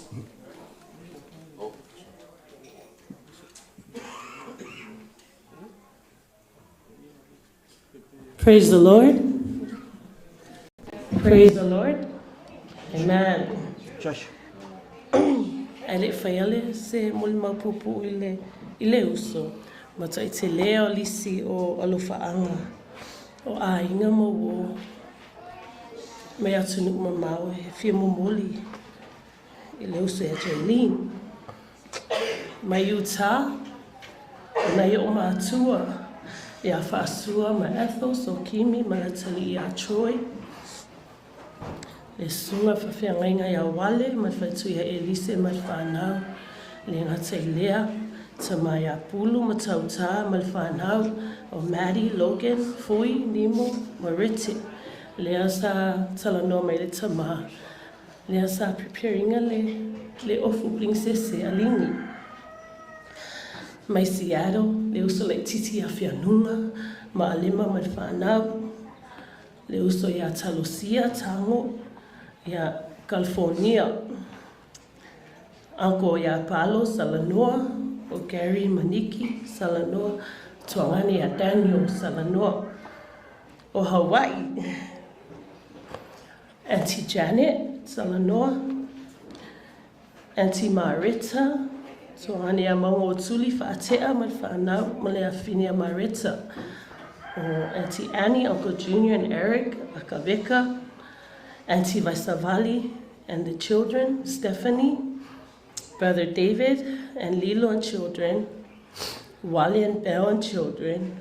Yeah. O le whanau ia Augusto ma le ua ngai soa. O le sifo I lea Uncle Matsui Waimanalo, sa whapeana. Aumoeualogo uso I Hawaii. Au su he manuia I o ilona mai. Le ngata I lea sio mato fefe au pele whawhiangainga Pastor Abel Peter Poto ma whaitsue si afu Poto ma le Kalesia Pearl Harbor Worship Center awa a luatu Jayleen I Hawaii. E loti a mato I Pearl Harbor. Ai, pele tala tamala whai mai, o le thima lingi, o le princess, wha mai lingi, e awangi I whai a mesima kōnginga, ai whai me mamako pā gown, e saungi mo molinga ia. I'm sorry, Lingy, I wore my gown for like not even an hour, but it's too hot, so I had to change. But Olesi for request a Lingy ma umatama, when ma whanau. Sorry, Lingy, ole afon ma whanau, le o mai whanau iti, ole a whingi a Treasure. So Lingy had a nickname for all of my kids. Treasure was her princess. When I was pregnant with Treasure, I believe I was 6 months. I was stuck in Hawaii. I left Samoa and I was stuck in Hawaii. I couldn't travel. Lingy was in Hawaii at Aumoeualogo. And that was the time she found out she was pregnant with Jayla. When she found out she was pregnant with Jayla, she called me to come to Aumoeualogo. And she was there with Peter. Lefe me kala antifui. La uma Peter lenga so la ta'avale. Yeah, she was there with Peter. When I got to Aumoeualogo, she was scared. Ele lo pula son kala felong kamamu kinga. O lingi foi tang to mo mua na o fai e taimi na o to waisi to lo ilo ulu matua ya troi. O lingi foi le walenga umien ma maftanga matamal ainga. So se taivia a wita itamalo e tuli la toinga e ita te ke lingi a se faftaila le usole le wo umi fa apian ma maftanga matama ai ina wo mai sho atali mutua o fefe fo e kango makua because we grew up in a strict home, strict village, strict family. O le tala lingi a o fai mai just rip the band-aid off and tell mom and dad. So when she got pregnant with Jayla, advice on might rip the band-aid off and tell mom and dad. Yeah, Jayla and Treasure are the same age. Treasure is my only daughter, so Lingy's nickname for Treasure is Princess. Triton is her heartbreaker. Or True. True, like Jayleen. Unlike Jayleen, True has both his lungs. When True was born, Jayleen hangai lo inga me kupi mama True. O True e maisela. O True nga whanau mai e healthy. 2 weeks after he was born, nga Avele Children's Hospital. Ona na maula RSV mali pneumonia, and he was in NICU for 6 months. So Jayleen was my go-to person for things that I needed to know about asthma, about anything considering her respiratory system. So True is her big man. She named True her big man. Ona poleala titio True. When Jayleen came and visited us in Colorado, Eala made True at 3 years old. Eala made True, good morning, Auntie Nini. Her name was Auntie Nini. And then she would always say, no, Princess. So after that, for Mayachu, good morning, Princess. And her nickname for True was Big Man. And just like my cousin Nadine said, Jayleen has a big heart. I would always tell her, God gives his toughest battles to his strongest warriors, strongest soldiers. You may be tiny, you may be small, but none of us can ever walk your shoes. None of us are brave enough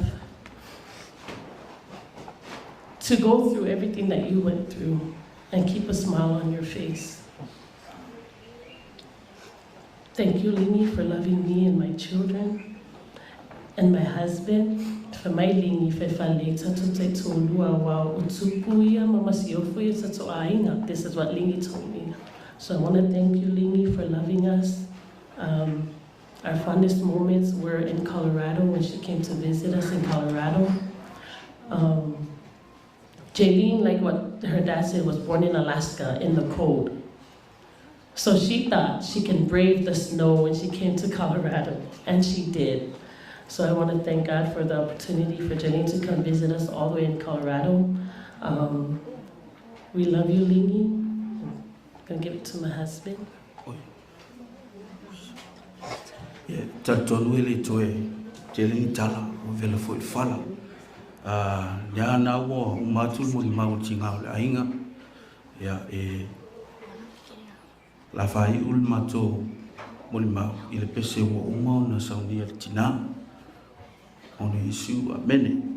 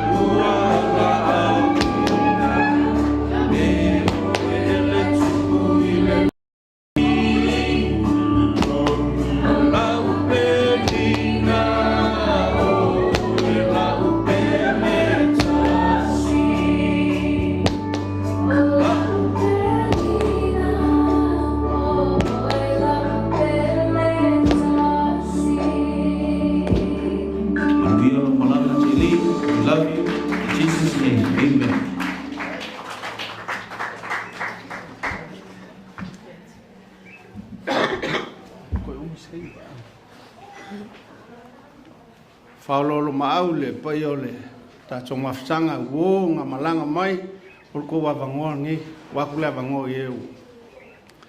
O lini ma e meise ngā kau au pao ma mao mai le ala waku le wawangoa ele i mai waanga lea muti. E o ngā kulai minel fitalei ngā lako ko whae. E ngā kongo ni kai au ma le whaaloalo.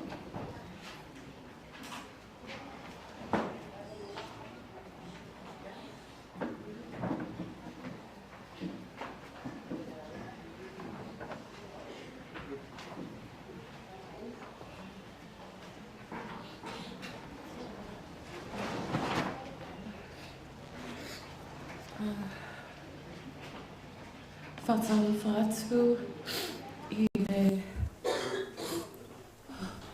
sunga whawhengainga mamalu pa io ainga mo ua poto nei aso ona o le uso ia lingi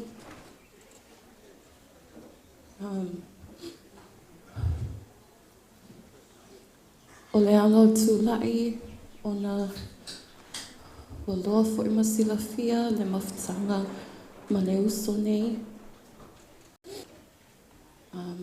o au o le uso vai titi I le matou mawhitanga o le matou sofa le tua lea ia nai ia a leanga mua aku mako uso whaatonu e ui lava o au e lai titi matou mawhitanga le ai e whamai a ningi e matutua o mamatou ai lai titi lava ia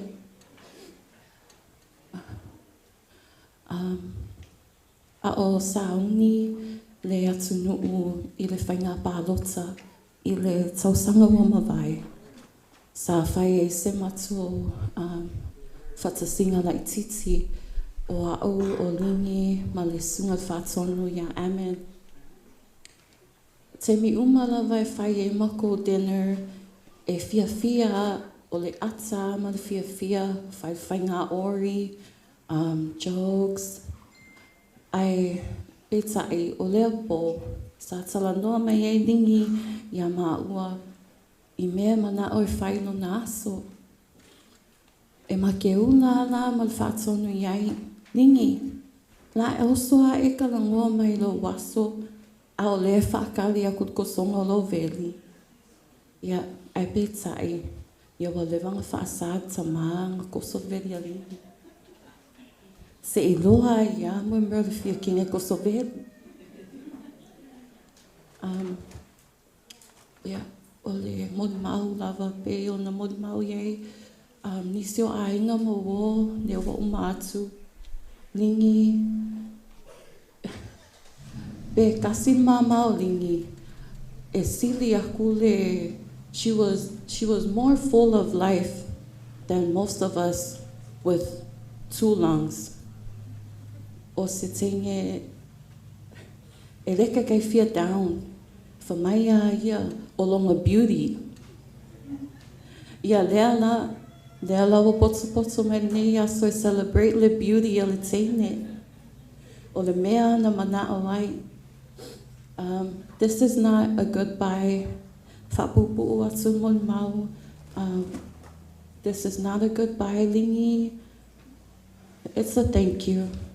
Thank you for all the good times, the memories, the dinners, okase dinner, a plan maya tausanga lea kwa whaile dinner list tausanga.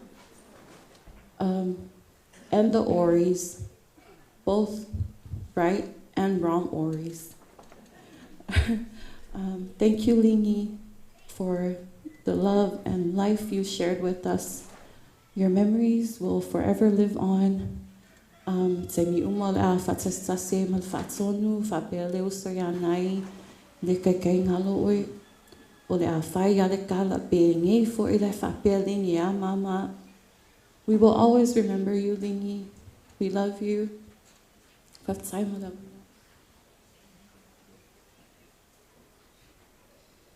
Ea ana o mauna whatalo whaatu le uso. Ea, ai ele mawhai fo e ona o nofo. E ta fo e ona whaisina mo li mau e tu sai fo e ma le mawhtanga ma le uso matua.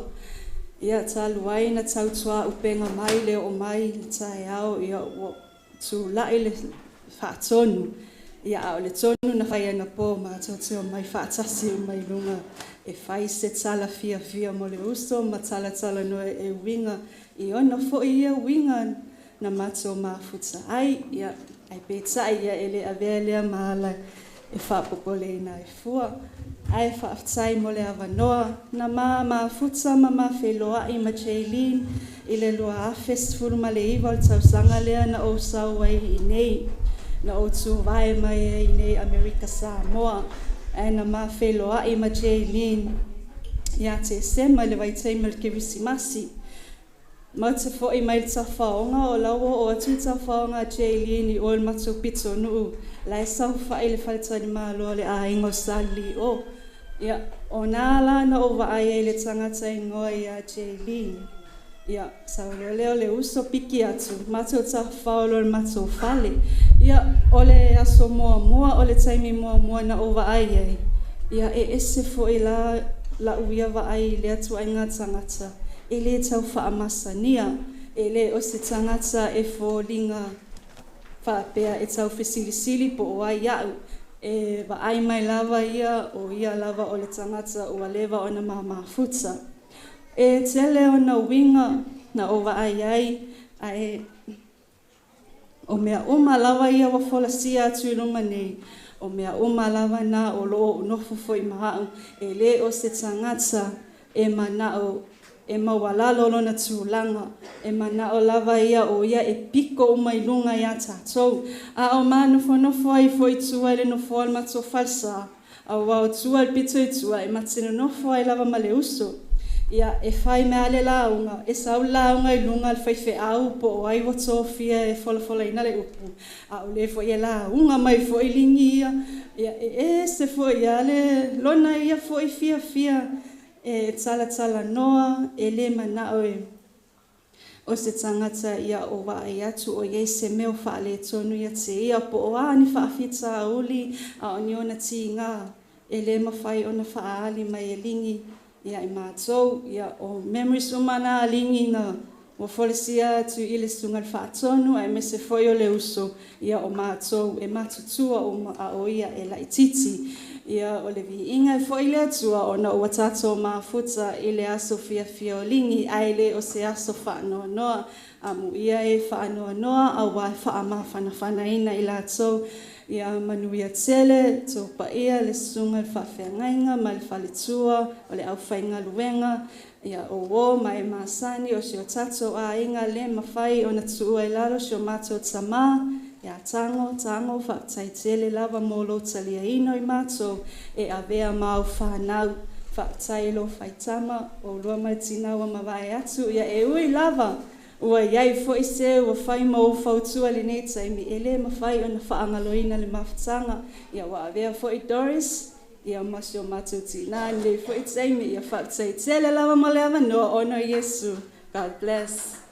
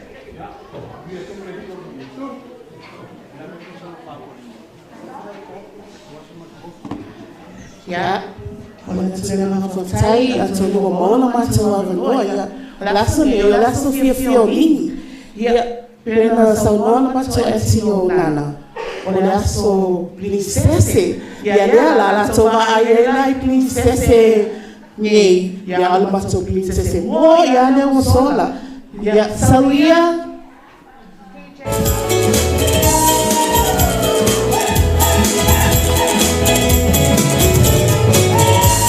ia ole au uso uma le a Jayleen le no tausilafia ma lau iloa I le Facebook the House of Tago ia lea la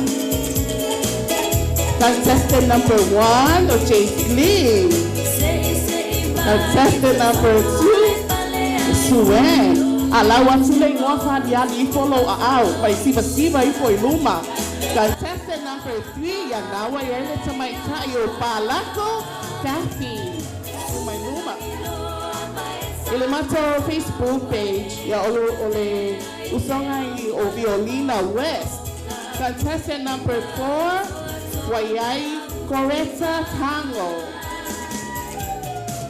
Contestant number 5, Faafauateaga. Contestant number Soso'o Mayai, Nadine. Yeah.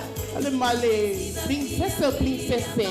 Ya ole fale tua lea, ya Lisa. Ya mai lato umaia, ya sauni mai. Ole alu Jayleen. Ya wato tele ale la fole princesse le sauni mai, le tamaitai ya ela. Siva mai o mai numa. Ko siva muli ale mo Jayleen. Suma iluma sasa amai.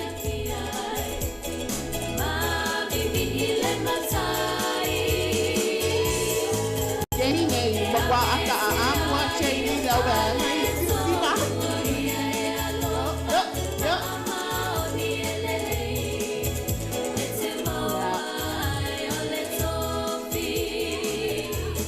Kaftai, tonsanga mai on matau so e malu uma. Ai o Jayleen, ele ka se malu, ai ka le malu I onga lima. O le siboleva nga fia failanga malu, ia e pea musulong tama. Ia, malo lava soifua, o fai aku mako auso. O se soa maliwan mato ainga, wa le kuli mai moli mau. Longo winga, e uma lava anga inga o moli mau wai. Ia. Tau tanga I mai auso ni. La popo ais. Feo lolo la popo ais. Ai pita silio nau le fika o matau teine le wadu. O Jayleen o se uso e alofa, e atamai, e tale nia I so se mea, e fia maalosi. Ole tino matoile tutusa lava. Tele I o matou mafutanga. O Jayleen, o le silea mafuaanga o matou mafutanga I e whai masina taitas. Le matou band lea mo le auso. House of Tango. O ia whai ngoinga mako House of Tango. Pole ale mai o Jayleen au langa maasinga wo oi wai mako asfa nau I masina.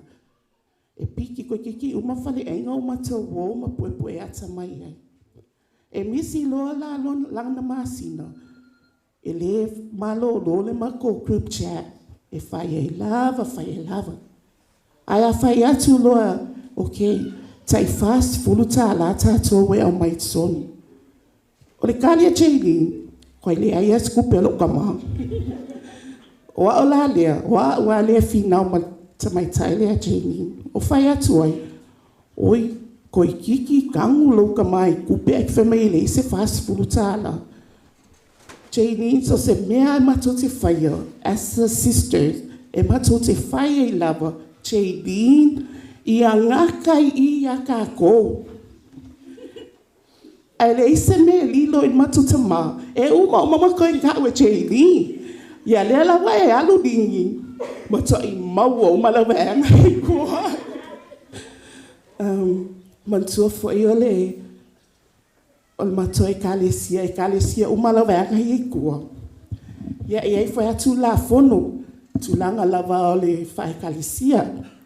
Ia ai lea ma whai lava le tu ole fia. O Jayleen a yes a fala poto mato e ula mai lo se tangata whamai o sol sela. Ai a mato ua ta whawhau a lei paf I fuiskanga. e ngofo le ia Jayleen pe ale se me o tupu longa winga o la fia a wai ma fia o experience so no ne he vanga Jayleen wa sa o le fia ile la no le wa mato faia ai esse ma le fia princesse ya ne la wo tanga ai mai lingi ko kiki a ol mato te mi ol mon mau ele yo o mai mato la ya lo fe ko ia kia le la wo ma ko princesse mato ya ni tau ono oe faftai lo fai fa nau le mato fa nau uma po fea la vai fai se ta longa le ta mai titi o fea le a nga fa uma ai ki nganga kausa vali ma fai ale pamu ai la ko Jayleen o le o langa design kele yo mato screen e fai ne tanga to Jayleen ai a fai vola le screen na Jayleen ele ma fai se singa nga o mai e fai langa screen o ngai maka ki kele ya le a Jayleen ko ile manga o Jayleen e fai se langa screen o le ya lingi lo momoni mai alo faanga anga yo nises o lo anga to lua yo e alo lingi a fe mai mo ko nga vent mai e Jayleen i mea le fifia au ko o ruta lo St. George ia ma maling lo i Hawaii o le ingoa lave fa ingoa la ua ni la antilia o pretty auntie ko vai umai aka Jayleen ele ai se mea ele masep o kaukalinga o lipstick o awele masangi lipstick ia leo tanga ai mai o fai uma mea o ngolea a konga o le a kili a kwai nea so lingi falo totele atua o no o oi ole si nga mai mun mulia Jayleen o a unga we avi pena sa no ma totama a tono tulanga lenga i laval so ifu alingi mala male Jayleen tulanga lona ma wa u sa upala ai au te ave avi ina ne itupu spala velave o te le go pola mo tupu pola me la fai le fukalo ngela la totino tu wa totama ya ta ama o lunga vale o ke ifu o lo como kanga kai forma in kauka muka lo mai awa unga we avi ala wa akala o kengi fai mai aku wa o fa moi ala fai ai forma in lo mai ko kiki au le mafai fa o ko kai nga mai ka u Hawaii alu sa o maka vale o le ER o kanga ve ma o le mo tonga ni avalu alu le sima I avele sima sa o le fiu fo mai su et fatu ko fa long wale ska ko fe mai la walu I le si ko lo fa ma folo ko ya mal fo mai fa lo longo le ile fa au Jayleen le ka wa ko ino fe mai ko 5% o na mama ko le katko ai eu na motosieta to motanga ling faletino a mato faftai we ma lo yo tinga kinga ai ma ai fai mai ya we kirema mato lo fa anga mo oi mo so uma o tuanga ni uma fa now ele uma e mana tua pe oi a fa uma tu mato mon ma tele na wa memory telingi so no name of tanga ai ono le tengi ya le la fa uma tu ele mato mon ma ile mato pese o lingi foi ya ata ol sanga tai pa ulua ya le leo I mato ainga ya o le leo le kanga kanga o keiri e fiwe su ele ngoka ele mau se ngoka Lingi, manu ia tele lava lo malanga.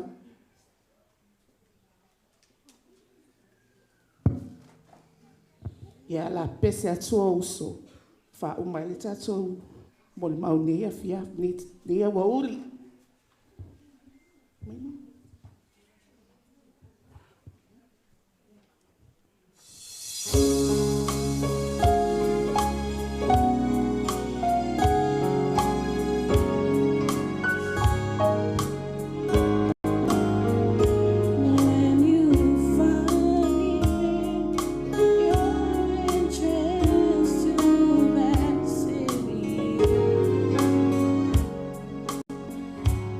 Jasper walls and bright gold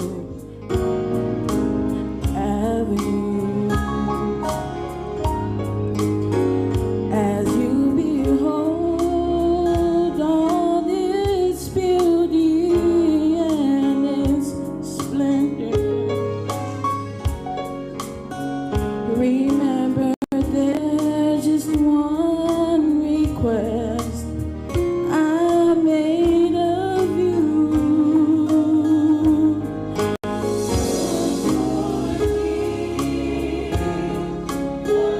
I will be there too. I realize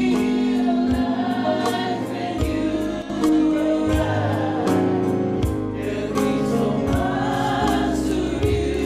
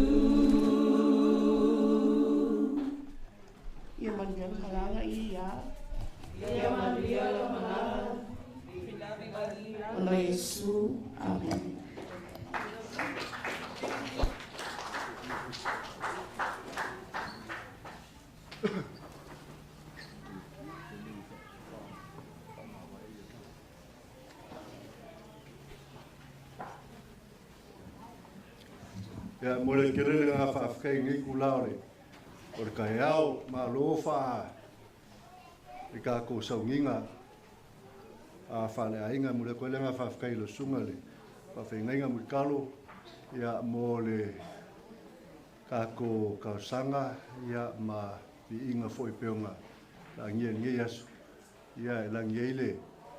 E nga whawhkai le kuongo. O le mea lo whakaua. Peonga fo inga mai e. Ke le ainga. Ia leo koe whingalo le koe amilo ngā whinge. O pere kako ainga lo kele. Ma le whakukua lo soi fua le kua. Kako ke mapu ai keimi whainka. Peonga iei ngia yasu. A whawhkai. O le akule ngā whawhkai le. Senga o le luafe matkolu o le malie. Ma lo whawhkai le a whio mai markala mai o au. Ua maka ngō whie le aso le a whinge. Po soko uso. Le ua waai. Ia pa io ainga le kou a lofa mongi. Ia Jayleen peonga ma ua i lao kou muli maua. Le ngaka i lea. Ia o se lengi pa ia peong fuai. Ia wal kou whaiuso le ia Jayleen. Munguia le kua meo whaonga inga. O le akfo le anga whawhkai. E lau sunga whawhengainga mangeo. Whawhkai le su mai makala mai au. Maulungai le nge yaso ma le whamu meo ainga. Le fioako le ale salngoa. Ia mese le fionga ia kango. Ia o maulungai le nge kai au ma le kako whaksinga. Ia kako ku i le kua le. Koe saunginga mae ale. A mae ale. Le kausanga. Whahi ue le sunga le whewhi au. Ia o ai o kako ainga le i wha mawai a Jayleen. Ia o ko avangoa lea. A fio mai makala mai au. Wha mawai. Ia o ngā mulmuri aku leo le. O le kingo maliu o Jayleen. Il malmalu mō longa koe saunginga. O le asu maia. Ia le sunga ia murikalo. Ia mō le kako a kalo whai. Ia mō leo le ngō whawhikai foile. Whakalenga ia kua lo. Lalo i mese foile whakalenga la kaua. Ia o maka ngō fie foile. Ngai kai au le asu fie fie o ainga. Ia malo whao lava.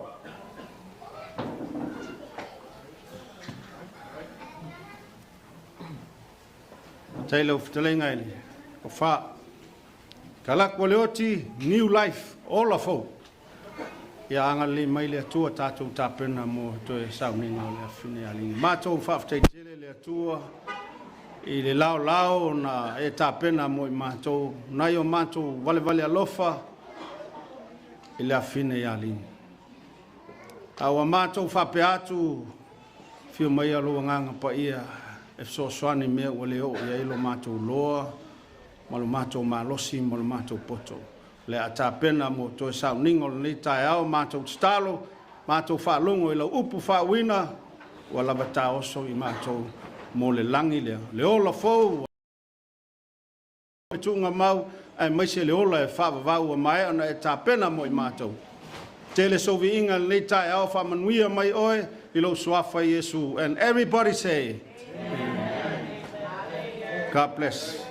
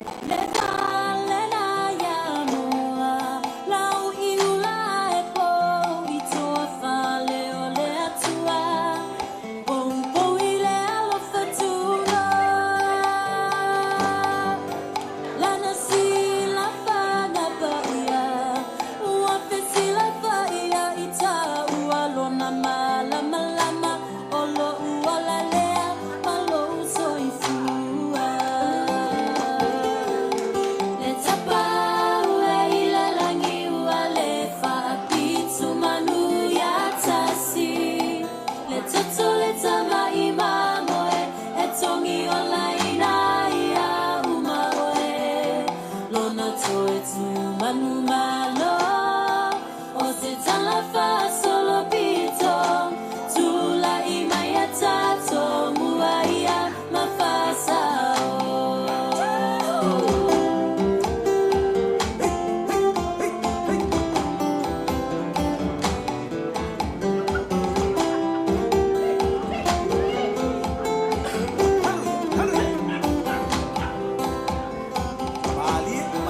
Mua fale i moana tua fa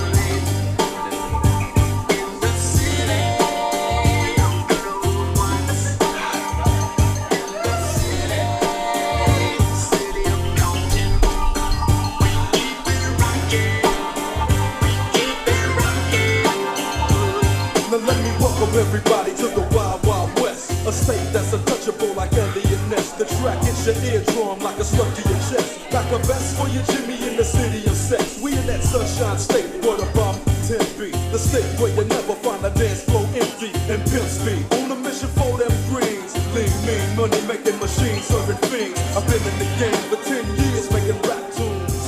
Ever since Honeys was wearing Sassoon, now it's 95 and they clock me and watch me diamond shining, looking like a Bob Liberace. It's all good from Diego to the Bay. Your city is the bomb if your city making pay. Throw up a finger if you feel the same way. Straight putting it down for California, yeah.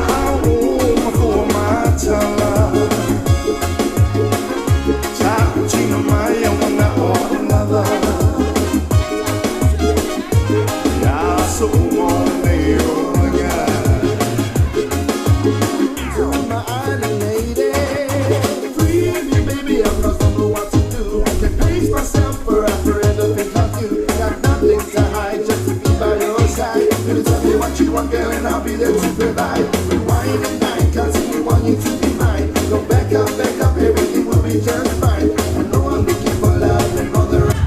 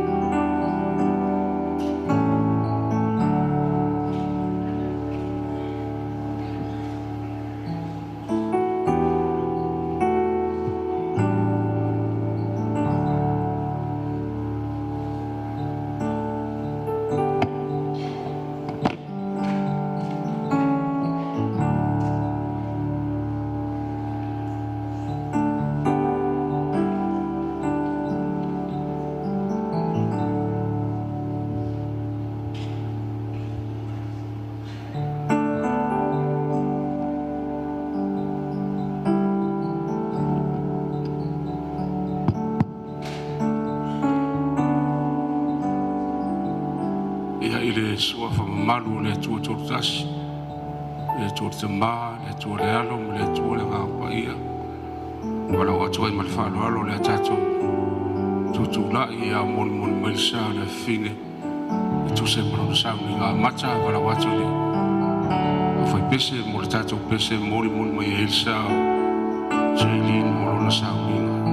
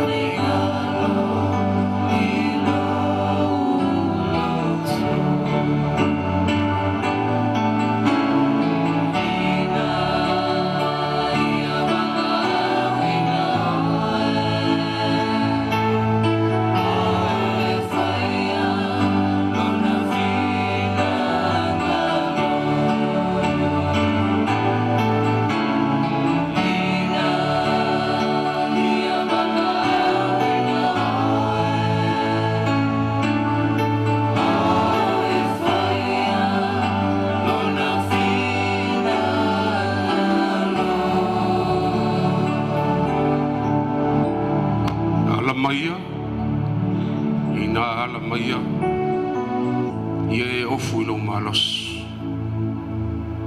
O oe o sio nai, ia e ofu le matang o fi, i Jerusalem mai,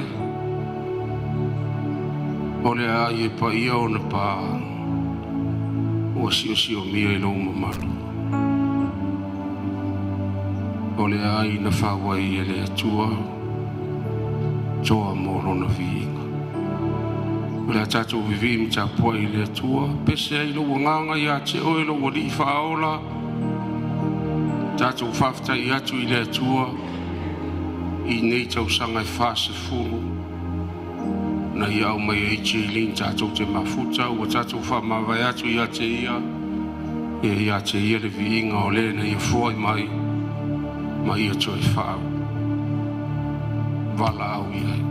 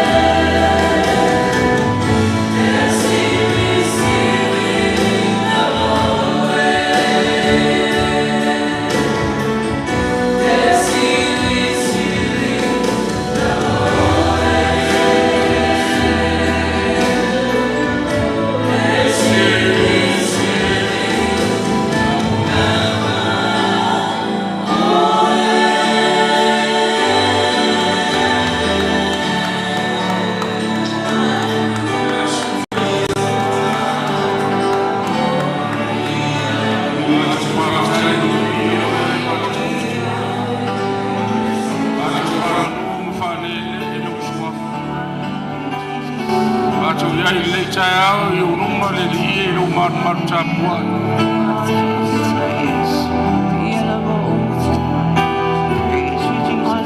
Mātou te whaafitai I atu oe o lau whai. Whaafitai le tangata na e whaia. E tuina I le lele. O e toi whaamana vaina le lie. O na taimi mo na asu. Le lie o mātou iai le tae ao. Mātou o mai whaafitai atu I lau o fio. O no lau mea lofa lea. Sa e fua I le lie. I lau o una tamai a tango. Ma le ainga. O e toi vala au iai le tae ao. E ma ofa lava o mātou loto le lie I lau lofa. E ma ofa o mātou loto le lie. I lau anga le lei ma lau whamahoni. Sa e a ao tai mai ai le nei a whawhine. I tau sanga I whase furu. Leri ia vi ia lava oe. Oa wana oe te sila fia. Wana oe te malama. Wana oe e auru le ie. Ele au oa lava le langi lau sila le tae au. I le nei mawhtanga ia vi ia lau a fio. A inga ua poto mai. Ia maise o ana uo. Nisi malanga mamau mai tuangane mauso. Ma inga e fia awai le nei mawhtanga vi ia lau a fio. Whaafitai wa e whatau nuina le nei sauninga. Mātou te whaamawai ma whatau whatua ia te ia. Awe mailo o nganga le nei tae ao le ie li tia I whanua nei. Lo maru tāpua I loto mawhina ngalo e ua fue whai mai. Ono le vale alofa whaalia e whai mamori mau le li ie. O lo wanga le nei malo whaamahoni lo mātou atua I ate li. I ate oilo vi inga a matai le nei sauninga. Whai uina ai le li ie I lo suafa ke riso Yesu. O mātou ole mbala ua tuai. Amen. Tātou walala mai laro whaafitai, o le pese o saunia le au whai pese. A mai ale tātou pese, ia ona tūlai atu le lau whai nganuengas, o le sunga ia longo leo, ia na te moria tātou tārsanga, ia ai le nofo ali o le tua so fu. Pese, saunia, au whai.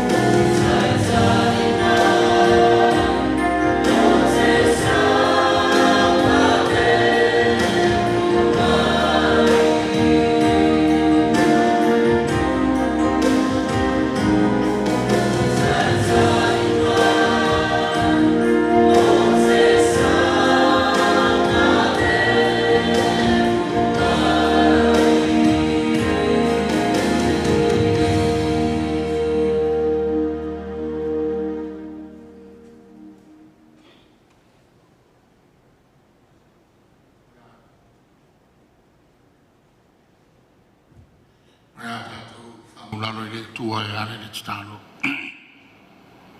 Tato wifo ma talo. Le atua si ese o le atua o tama le alo ma le anganga pa ia. O la ufio il pongai o lo mato wola ma le ola lea sa e tuina i lau fofoanga e vivi fantasia tu i lau lava matango ki. O la ufio il puna vai ola o le aunga ma le ponai ma le pongai o le ola o le tangata. Mato iai le nei tu aso se o mato sula lo walofa ma lo wanga le leile atua. Ona o au mea lofa o le ola sa e foaina i tonu o ainga le lago o mato moli mawina i le nei tu aso. I lava o aso whaingata e tai no mato o tua o mato taritonu ma le fatu o tua e le o le oti le mutaanga o le ola a o le ola atali ma le ola e whawawau o e saunia mo i mato o lau whanau. E mato te whawhita ia lau fio le atua. O na o leo la lea sa e tuina i tonu o ainga i whata mau ainga i nai. O mato ainga lo mato o tua. A o le soifua ta ua o ngā ina. I to tonu o ainga. O au mea lofa whanau. Nea la le le whaititia i le nganga whawhita i ma le loto vivi. A wai mato te tonu ma le whatu o tua le atua. O au mea lofa ia sa e foina ina ia o mato moli mawina lo wanga le lei ma lo lofa tūnoa. O lo lava mata i sau le atua na e whai ai tangata mai le amatanga ina ia ola whawawau le nei lalolangi. Pei tai ina ua pau le tangata mai le angasana. O le mafuanga le wala iona mato lotu mai. O wau mato moli mawina ia ua fionga pa ia e iai le aso e whanau mai ai. E iai fo i le aso e tau mawai ai. Au aso whape nei lo mātou o tua. Mātou te moli mawina ai lo wanga le lei. E me se fo i le soi fua tau wau ngā ina. O le au ngā o le ola i tutonu o mātou wainga. Mātou te whafo i atua i le vi inga i lau o fiolo mātou o tua. Awhitai mātua ta mai a tango ma le paio ainga i tu tele mai tu taulangi. E le whawhai le leina o mea lofa na tuina mai tonu o ainga lo mātou o tua. E wila fo i o upu e masani ai e whai lava e le moto whai le pula. O lau fio lava le atua e pule ao i le soifua ma le ola o lau whana. Whaftai tele le atua i lo tamau ainga whasoa o mawhai o na whatau nuina ai. Whamoe moenga ainga pe ona mātou iai le nei tuaso. O wai mātou te le tango lima le telo taimi. A o lau fio le atua ma lo lofa tu noa o lau whasoa i o mātou tangata. O mafua ai o na mātou tango lima. O whatau nuu fuafuanga ma whamoe moenga. Ia pe ona whatau ina le nei aso. Le ola ma le malosio e tului i le soifua ma le ola o lau whanau. Mātou i ielo wanga le leile atua ono le mea lofa o le whatua tua. E tuto ina i o mātou loto ina i o mātou mausali. O i tu aso whapene ina i awane o mātou pāu watu. I le loloto o ti ngā ma whaingata ma pōpuanga. O le mea lofa o le whatua tua ina i o mausali pēr. O lo mātou wola taritonu i lau fiole atua. E le o le oti. A o le ola e whawawau. Ua e sao nia mo i mātou o lau whanau. A o mātou mana ma foi le atua ina o mātou whaitau. Ma whalongolongo i au a fionga pa ia. E a o ina i mātou i tuaso whapene ina i o mātou taritonu ma le whatua tua. O lau fiole atua e te sao nia. Le moe fou ma le ola fou mo i mātou o lau whanau. E whasiri le nganga whawhitai le atua o le taulanga whawawau na saunia e te wiso o le whaoltanga tele na ia saunia To i lalo ai le oti, ma le pongi sa, i le malamalama o lau fiole atua ina ua toi tu manu ma loke visi, ma whato i lalo i nai le oti. Tau langa whawau ia eki, e le mo whai onu whai titi ai le ngā whawtai. Ina ua mātou tari tonu ma le whātua tua, o mātou sala mo moni i lau fiolo mātou tamaha. Tu mawatu i lau fio le viinga, le i se o i le whawavau e whawavau lava. Mātou talo le li e le nei tuaso, e si le fia whamoe moe o ainga e mese, o le awhine o e a mia i lo lava fina ngaro le atua, mātou tari tonu ma le nganga whawhitai, mapu atu, le awhine i o wa ao anga le lei. Au mātou tari tonu, o mea tā ua o ao ngā o le mea ao ngā sa ia whasoa ai tonu a inga whai lea mawhatu e tupu mola tonu o mātou a inga tu tele mai tu taulangi ia mesi fo i woma au mea mamai e le fsilingia tangata whatu o tua i lo malo e whawavau lo mātou tama o mātou tari tonu o mātou whatu o tua wai o a au anga le lei le soifua maleola o le awhine lo mātou tama, ai mātou tutalo i lau fio, i le nofoanga o e saungia, ia mo i mātou o lau whanau, ia e me se foi le awhine, ma poatu i o awanga le lei.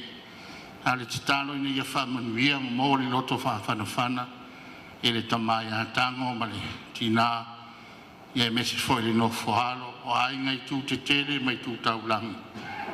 E iai pia le mawhanawhananga sili o lau fio le atua. Mo pia le mautino o lo soi fua pia lau fio e whawawau. Mo foi le mawhanawhana i a inga, woma au mea mamai. A wae mātou te tari tonu e ui lava i tu aso. Le i taunga maali e. A o mawhatanga o le toi moa, o le a mo watu. E i tai lo mātou tua o le tau lai lau fio lo mātou whamoe moe. Mātou te tari tonu, i lava o mātou motu sia le mawhtanga. Ia o mafuta pia e ala i lo wanganga lo mātou tama. Mātou te talo fuafuanga o le nei aso le pai o ainga i tu tele mai tu taulang. Ia ia whātau nuina mea uma i lo lava.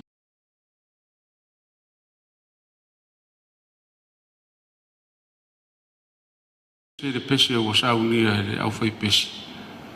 A mai alea, i ona tūra i atu leo le sunga ia kalani, sunga sosoani, i awa se whaara i au mai le atua, i a tō matau ina haili nei sau ninga. Anga le mai le atua whawhitai o le suafu e su.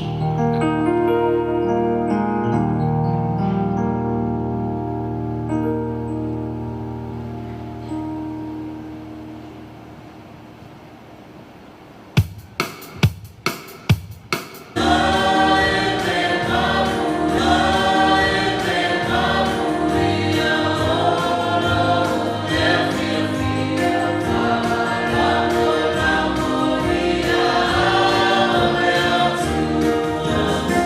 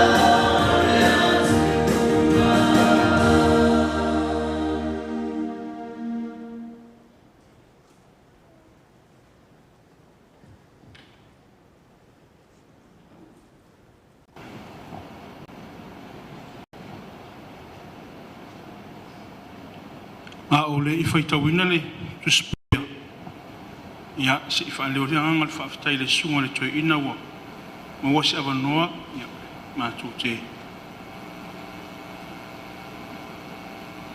mo le se faamalosi o lenei taeao ia o lenei aso e lesi aso faanoano le aso fiafia ia tatou te fiafia i le valaau o le atu ai se o tatou afafine ia ua tauauaina foʻi lona soifua a o le tusi ua faapena ona filifili lenei tula le taeao ia mo se faamalosi tatou mafutaga ia o le tusi a paulo ia roma ia se ia faitauina auā o loo manatu o le tatau ona faatusaina le tigā i nei ona po ma le manuia atali faalia mai iā te i tatou auā o loo faatalitali mea uma na faia ma le naunau i le faalia mai o atalii o le atua auā ua faatoʻilaloina mea uma na faia i le iuana e lē o lona loto lea ae peitaʻi ona o ia na faatoʻilaloina ai ma le faamoemoe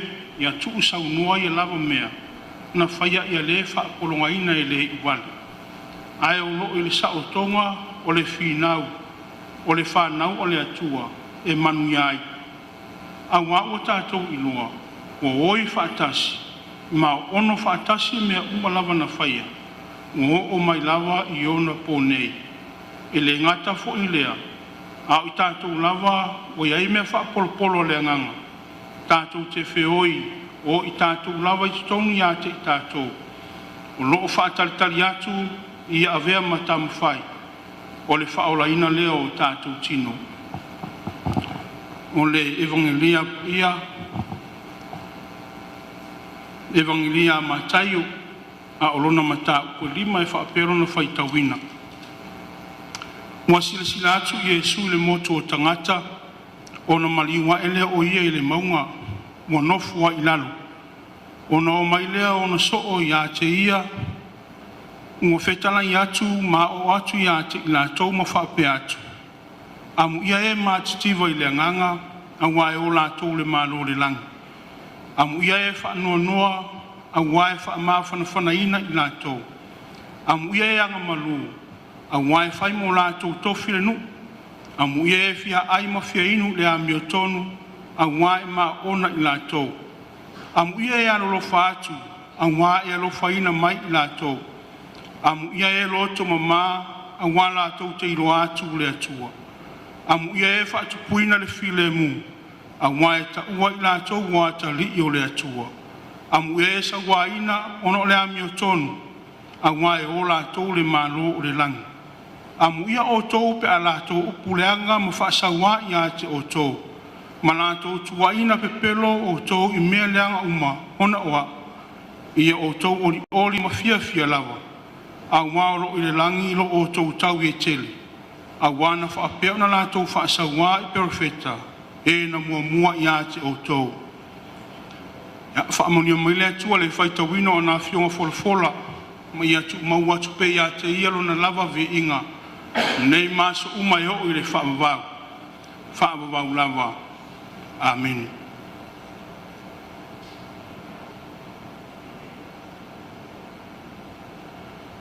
o manatu e faapea e taʻialaina ai le tatou mafutaga i lenei taeao fai mai le fesili a le failauga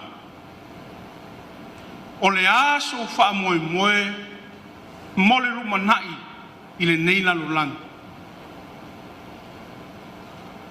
o le a se mea e te faamoemoe ai i le lumanaʻi a o tatou iai lenei olaga i le tumau e afiafi afai matou lotu afiafi foʻi nai ma laʻu fanau ia ana fai lea le fesili i laʻu fanau ua o laʻu fanau e laiti 16 tausaga ia faasolo i fui lalo e kuʻaiva lelei o laʻu fesili e fai laʻu fanau o le aso tou faamoemoega i so tou lumanaʻi i lo tou ola tuputupu ai kania le akamaiki kakuigi fia lua le milikele ke fialu ale mirikeli ale manga o fa ngau le o faya ale ise so ko pa kile awangi wa ise so ko mirikeli pe ale pa kile sis o te manatu o lea fo i le nganga o tātou o mātua tāko fisirisiri tātou te tapu ele soifua tātou whanau o lea se lumana i lo nātou ola tukutukua o lea se me au tilo iai ma tau mawhaia e tūri le mele manao i ero no loto aua tātou te wau ia le me lai loto i e tātou whanau fa mata e tai fa pena tauli folanga o fiunga pa ia le tua lewa wo hoi fa tasi ma ono o mea e whainga tai le tātou soifuang o mea ia whai mai lana ia ile maa te e wā le wheso wa inga ili savalinga lea ia ile maa te e wā le e ka fiofi ai mea ia awangi i ka mo fai e toso ese le wha moe o tātou whanau. Ai a tātou manatu fo i le soifuanga mane o lango le tamana iau o saulo ai le i pauru o si tangata i leanga e whaasauai ai na li leo ai le atua ma aila le matua i maa losi o le tala i ngā pau sauwa le tangata tango i le loto ta na i alfi na ngalo le atua lena pere whaasoa paulo le nei tūna le tai au ia peo na ufai atu e le si aso tātou te anua ai ai o te manatu e le tama laka pie ngala vea loa kili al fale mai a watu nai e siaki le fale mai wakoe e whaare le leikele le whaapalangi le kam a o le fo mai le siaki o le fo mai palangi ia o nai mea panu a o si uso le fai mai e si le kulpalangi po le ale me le tupu ia na ia fa amerikana al kamalaka pi when I breathe out it's okay and when I breathe in it's tinga o le winga fa matalang o le saunuanga male wa o ngā paulo le wa o mai e tā la e paulo e matunga i tala le leile fina ngalo paulo male me mai e le atua le loto paulo ai tu mai le loto le tangata e tinga le tala inga le fai ona ya la ita mo fai paulo se ia mai fa fo le tangata se ia mai fa fo le tangata tu mai se isa ili ai le malo le fina ngalo i le tu le pe na fai mai e le o le malo le polo ngai tato o le nu tato te lei lo ai se fa no o le nu tato te lei lo ai e le yangi me fa kanga kai fai ai na o mea le lang le fai mai e hiu waina li wo tato tangata e avea matino e fia pea e tupu pelo tato fia e tato te ori fa tasi matangata o le tu asia ono le faula le tau mori me paulo ya tato o ese mai ai o tato tangata tuai le fai mai paulo e ono maoi fa tasi asia langa e tinga la tato savali lana yairu i tau o le tato fulau lana yai feso wa ingo le tato whainga malang ai fai mai paulo o mea umai tato te oi le lang ka koke le koe la ngonga se oi tato te le toi la ngona se onu ai na ole fia le pepese ile ngat lang o le fo ile fe auto moli mole au kerisian o meia o mai si o tato foi me ale atua langai e ngatai I lo tato soi fuanga fa le tanga o tato fa mo o tato fa mo le fa mai pau o mea le o le tamau a inga o au ka vale o au kupe o mea matango fiemo o me pala o me ainga mona o mea le haisia ngā li tangata pe a o mai le wala e ku pa kia uma me na ile lalulang e ta tan uma me na ile lalulang e fa me ya e alu lo nganga e kia fe lo i mo lo woli e kia la ku ile lang wa uma na ta pena e lo ta tu le fale a pitanga siri ona mata ngofi o le fale matua ile to yai se fia fia e le to yai se tang e fa me ya Aleluia. Nga ole aleluia. Nga ovi ingo le akua e pese ai. Isa, ele toi mo le fia, ele toi mo le fa no no. Ele toi mo ti nga ia tātou te. Fia ngai mai tātou. Ile soi fuanga tātou yere ni la lang. Ato no ti nga na le no fia ngai mo tātou wa fini. Wan fa alo. E mai se teine sa ye au no mai e ti nga ina.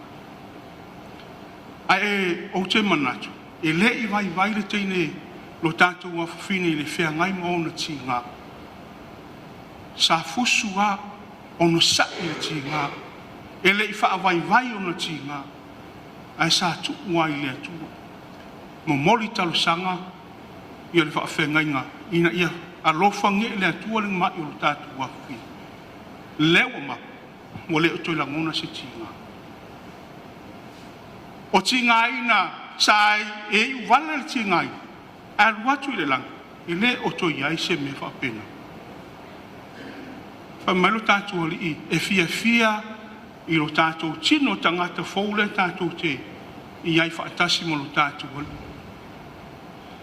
o aso ngafua uma I se mato e kalesia e tatalo ai le kalesia katolito ia mo nganga I pule katorio pa me no fuanga le o atu tātou nga no fuai e tātou te talo o la tātou te talo o tātou ne soi fu ma ola pe e sau fanga ia nga ngone o tātou ai nga ia le malu la la le fa manato I pele ka le se ia so fu uma le nganga I pule kantorio o no le no fuanga mo nganga ona o tātou ai e sa ili avono I le malu le atu o le mafuanga fo le na tātou te talo e mo moli ai o tātou tatalo sanga iasu tas anganga ona i o tātou ai ina ia saufa ngai le maro le atu le fa maro si mai po o la tātou tāpenanga I lalo nei tātou tāpena sauni o ani me tātou te maua tātou tufa tātou faaso tātou alofa atu tātou a apa atu I o fia mo mea tātou fisosoan laisi la fanga le atu e le wale me tātou te whaia I lalo nei a faia tātou te whaia male nganga whaatua tua. Tali tonu lai soi fuole atu. Ia tātou te watu. Tātou te pati whaatasi molo tātou. Ilana wala aunga lea. Le peona iai ia. Whaamalusi au al whai evangelia o mātai. Ile nei tūna le tai au. O lea o ngā ia male whaamu ia le atua iona tangatai. E tali tonu mautu ma whaatua tua I le atua soifu. Ele ko ia se pa no ele ko ia se tinga ele to ia se tang ai fa mai ale atua am ia e fa no am ia e lofa am ia e mafatia le langi le tau le fa mai fa po sful mai luole o le evangelia nei a ia tato o li mo fia a wa lo I langi lo tato tau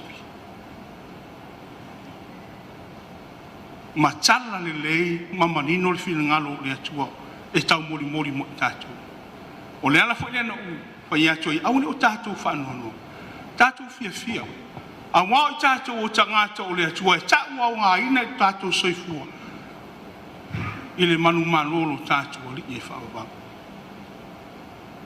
ia ngal kanga ka fu ngale e loko maa ma le fa ia le fina ngalo le atua e fesile ngia le tau yo ngalo a la tātou ngal wenga e fai talo mo tātou turi vai le atu le e sau noa iana fionga fola le tai au le fa malosi a pau ia e maisi fo o fa amu ia lo tātou a wai tātou te sau whanga I lona malo e fa amu fai mai tala to ina e o son fa o miere la o fa tama a pu wal tanga kai pu wanga me fai la fa mele kala nga o fai fu le kala le o I fanga I ku fa mele kala make it short and sweet fai when I'm small I make it small and sweet ni la tai au le tatu mafutanga au le tatu talo mo le malanga lo tatu mafini le tama le asa ta pena le soifu o le afini a mese fo yo le fainga talo lo tatu tama mo moli ile atua ave ile atua lo tatu mafina o fenga e mo na ma a o le ngaluenga fo isanga lue ai ia ile tau tuaino le kalesia mese ai la isi la fanga le atua o la o tu ngaluenga ma le fainga talo tama ia mo moli ai fa atasi ile atua o tatu mana ele wale le tau I pe ona fai mai pau ele wale su tatu tau onai fa talitali mai lo tatu tau I le lang a o tatu ngalu tatu sa ili manuia le a uni tatu to yo ko sa ili ni fa mo ngai ele a nga mo ka ko tatu fa ya me a nga la si la fanga le atua ka ko mai ka ko le ka le sia mai o tatu fainga nu mai o tatu fainga malu ya le wa makanka u fa le kongo kwa a o le sila fanga le tua I me ka ko ke fa ele wa le lo tatu tau lai pa malo si ai paulo le tai au ni tatu fa ya me uma ya tasi mal fin ngalu lo tatu oli ona fa manuia ne o le ali ya I tatu ya lo fangia le tua le fainga malanga lo tatu wa fin ya taf malana na fainga malanga mauti noa lono no fuanga fa tasi mo tatu o I lang ya mo se fa ma fananga le tamalo fa no no mai se pa io ai nga yo tu tele mai tu to lang ya o se ta inga fo ia sunga to ina mal fa tu mal pa io le kan le sia sa fa sta a wale nga ngol tatu wa fin pa ia fo I sunga I fa fenga nga o mo tal sanga mo tatu wa fin ya la sila fanga le tu le tatu ngai le vale lo tau ele vale so tatu tau I lu mo le tu la fo no tatu fa mo nga mo tatu fa na fa sino tatu fa na le fale o le li o le manuia sili ya le mo ne tatu fa na wa e mulinga ni me ma wa so I fanga le nei a o nga luenga le ali tatu fa sino ya tatu fa na na fa penale no manuia tatu fa na manuia lo tatu tau fanya ya fa mo mai le tu le nei tai au ia le tatu mafutanga e nana e pe fa ma fananga le tu le nei tau fiang ia mo le no fango lo tatu wa fine patasi mo lo tatu oli I lono no fuali e fa va le aso tatu fa mo mo le nei so I fuang e le vale lo tatu tau e au tatu fa mo le atua so I fua e manuia ia tatu fua fuang mo la no Yesu Kristo amen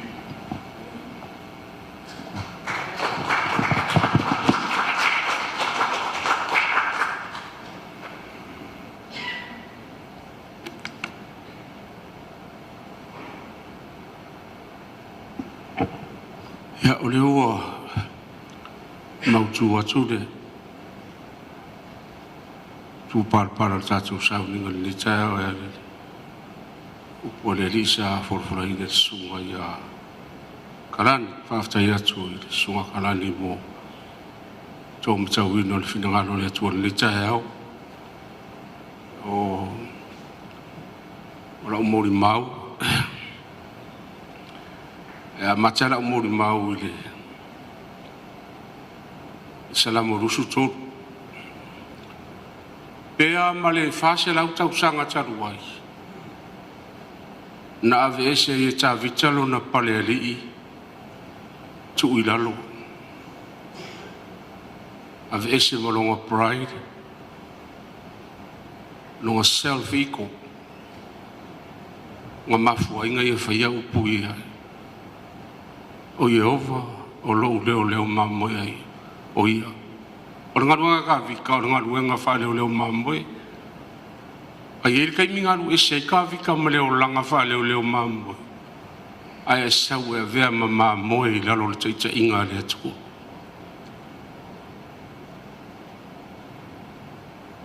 ngalang ko ese ka vikalo nga pale di ave ese ma malu nga yake o nga ua o sofa ia lo nga soifua ele maliu maleoki fo hua lo ngofo hari ua furikua nga uaunga sa irkula fale ka ua sa kule kukam kau ka vika ingo ya iko fele inga ua fo ua ya Absaloma le malo nga sola leo iko fele alu auma Absaloma mal mangaku fa ea ele atua Absaloma pe kai ele au ele atua o le fase furu kausanga fo inge nga kauloko ai Jayleen le salamo nge e lus furkoru e ui lava ina o savali le vanu le ata o le oti awa o so umai o le olanga o Jayleen e la fo ia le aka o Jayleen i le vangu lea vangu le oki le vangu e ke alu ia i se aso ma o wasiasi fo iau ia i se aso le vangu lea e ongo fuku o le vangu nga vai e kavi kai nga ua fo ua longo fo ali ngafu ai o ngaru ese malingo fo ali o Israel ai koe valau i lea kua sewe koe fio longo fo ali nga kele mawhai o longo ngu o se ngu whainka wa he o ilanga whangau nga le mawhai e kavi kao nga pūlea o langa o kamaki ko hiva kama e fia o uma i dunga ngofo ari o mafu anga le anga fai ka vika o puia e ui lava ina usavali i le vanu o le ata o le oti o le soifua nga o Jayleen aso uma pe fea rua i lo mako vai fale pe ave le fale mai o le akala fo ia le o Jayleen ia ia so uma o le vanu, o le ata, o le oti which o le fo i wha malu mai a kako ia so uma o lo so i fua mar kako ora awa le mea moi se mangu e mua mai Jayleen au muri mai kua Jayleen wa e ka penga mo le vangu rea nga ke ia so ke o ai ai foi la so ke alu ai Paul me ka ko ki fa futa ia ile tua e ai pori ka che lua nga muri i lo so i fua oi o anga le leima e muri mai fo i anga le leima lofa ia so umoro wola o te no fo i le fale o Jehova lo watua i aso te la o pori katia nga mai le atua o pori katia nga o mai muri kua Jayleen i aso uma lo ngaola nga mafu ai o nga maua kausanga e fast food pe kai urungu mela fast food kuspa ia e fa o puinga e kangaka e pelu le la makang fo a new beginning le ngai fa nga ya ku ia makai kusi la ko ila la tunga ngana ile nga tunga ngana tautala le mafu ai kala paulo le ula fongo le lo foku ngoa kai kama le mafu ai upoia le o le whaolotanga o le kula fongo le angasala o le oki kula fongo o le anganga o le ola awa a whainga mamalu le sauninga nga mai e kula fongo whamela poskolo e siri aku nga mamalu sauninga nga fio me ile anganga e iai le kula fongo o le angasala o le oki ar kula fongo o le alofa tu noa ke riso o le ola kula fongo nga le anganga lea kau mawhai aku ngei e sa saa mawhaahilo aku i ma vaku nga au lape i nga i e so i fua ma o ola manga whangafa Ulo sa uninga male mamalu pok pok. Au nga hola. Ia hola manga fangafa. Ole al ma o lungo lo so fu ole al malos e ke alu le vangu le o adu chili. Lenga nga savali chili ni so umma o lungo hola. Ave fo la ngi yaso nga waka ngu chili le fast food ko sanga lo so fu. E fai ma makanga fu. Ingisi fo so fu. Ia kako ulua, pe o upole kungu. E malili le mosui, e pauri popouri. Sala le lango ele, okoro moe moe. E fafai le makagao, e se il polili e aki le lauwai. O fina ngano ngao le atua. E leisi se kufa maua, no man is an island under himself. O isi foi kaimi, e kakaunga ave ese lo paleri. Ave ese lo pride, yourself iko, pe yo ka avika, nga whapa uyo kurivae, leli ie kai kai au. O oe o kai kai siri. Ile ese kai kai kusa maoe. A ngoa maoe se fai ngā malanga i le vau. Pa meile atua, o le ala o le akou iai, o le ala sa, ele i hui ai sesi anga mua, a fai fo e se kasi, ele sesi e oki, a sea. Langa i pori kāse, rua nganga whakanga mai ele akua e o mai, e muri a ki oe. Oi, o anga le rei, malofa. They don't need a permission to follow you. They don't need a permission to guide and protect you. They are authorized from the God's throne. O pori kāse whakanga mani ngofo ari o le atua. O le kura fongo ngā le anganga. O le kura fongo ngā le alofu tū no le ola. A le kura fongo le ngasala o le oki. Lea ua mafu ai ngaku o le vangu lea. Ua haru i Jayleen. Sasa vali e yeso umauranga o langa. Ngo o. O le kangaka mua le o le loko. O le whangau kengi a i whangasa al mako auroko. Ngō ko whia whai mau whare o kusi. Kāla ura aunga, kāla u lesson plan, o le Sunday school. Al whare vela, se ilonga e maria Jayleen ko ave, o e ava ngoa, ia ko ave le ia Jayleen, sau whai i makari, kūrei lungole, o screen. O lau whai la kusi, se ilonga e ava ngoa. E leo se full time fai la kusi awa ele ai foi se kokongi fai la kusi o le ma fukanga nga ma Jayleen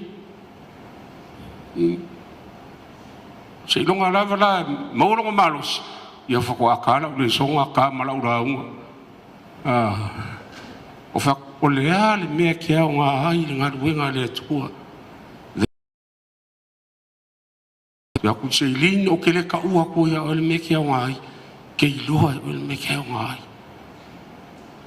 o fa pa ia le mako ko finga i skaimi o fa ku lo a fa pa ia ko finga ka karisia ia e sa o yo ele la fa maka fa le kus ia o la fa le kus ia le o mariu le o ma fa ma vai ma la fa le kus sa ka pe fiku ela unha ma pleasant plan ka Jayleen. A wafo i se ilunga e avangoa, se ilunga e mauaronga maros, o kako ulo Jayleen. E i le akala le pu e oi, i le kua au i le whanga mwhalakai. I le nga whakau oi le au helex, le whangua ke le anga i ngā, e pu e le akala survivor. O le si episode le nga play e Jayleen. That was the best and the real episode. Nga play e Jayleen. Paro le akal ngā, wala au mai le. E ro ki ngā wha mai. O lea la au mai le puenga o le aka i le. E kako whangua. Au ke pole umo whailo i e whaia ngā mea. Au le aka ngā le. E pu e o le vau whalaka i ma le whanga. Le play e Jayleen. I le fast food kausanga. Va enga ole por kala mala uri nga le fa ngi yo le so la ko kupe so mo ka ko uma ka fa tai fa tasi le tu fa fa ya ku kango dos afka ya ku ile vai ngo Jayleen mar ka usi ngo Jayleen na ke lo ele fa ngo fi Jayleen e wa o fa kongo le ka le si se lo e ma lo si ko sa de felang lu ngo sa fa nga le ti me ku le ia pese lo ngo le screen se lo e mo lo ma lo si ko sa de fa ka u lo va le mea sa fi fa kongo le ka le si e o le la wa ru ni Jayleen ka ku fa si le tua il so i fu Jayleen e ye foi o le o nga le silo makua ngai e ye sianga kama fa pe o Jayleen o ko kiu ke fa fi o le olanga o si o ko uso si ele a ko ko lo malo si e o manga o kiu ke ale o le a inga le o lo makua e mala malama ya o inga lo ma fa e o inga fo no so fu la vale o no o la va ia nga le fu ia o la ko ale makafa yo ia ka uma pe o le makafa yo ia tanga ta uma o le fa fi o se o la ko fi se la ko uso de e manga o lo ngolanga yeso ai pe o la va ai for nga ile ro le nga play ka ngoma o le fa fi o Jayleen nga o Jayleen ka ko ke ko kusa ma Jayleen e ye me ka ko ke lo e lange o mi fa kai fo ni ka yo al fa ma ia e komba Jayleen e so mo fa mai er ka usanga nga o mai Jayleen ni fa sa o le fa ma ia ma lo ma e o le fa unga Jayleen le lua fe male ko nga wala au mai era wa nga yo Simon mamomo fa mai o le ka su ese si ko ru masar salu ai ka wa ku masar salu la un fa un samon yang pi pala ai fi fe au ko ru masar salu ele o le heavy metal masar salu o le fiol de la kusunga lo le sa fa sa nga masar salu a masar salo les kamai ka ngak masar salo a suela se fai au ko ru masar salo yung val au melo va ngale pe ngula ko makko ru masar salo ai se o masar salo le fiolo te la mosa al fa un ko nga Jayleen bu fa marco o walu ele ma ko ru masar salo ke lo kai sa nga ela un masar salo pe ya se kama office boy a masasa ia o moi fonga le sawi o fa ele yang I fanga ia la po ki ru feru mis ko ingo masasa ko para ai fu ia masasa alfa o ko wa che so mo ka ko fut fanga o ko vai e ele o pol perfetto o Jeremia nga fai whanau ngā Israel. Alol perfeka kūru ngole maunga ma kilo ngai kaile. Il sami keli. Sami matiti rani. E vai akula ia Jeremia o saule vaa. Koa si ian vaa kai. Sawa.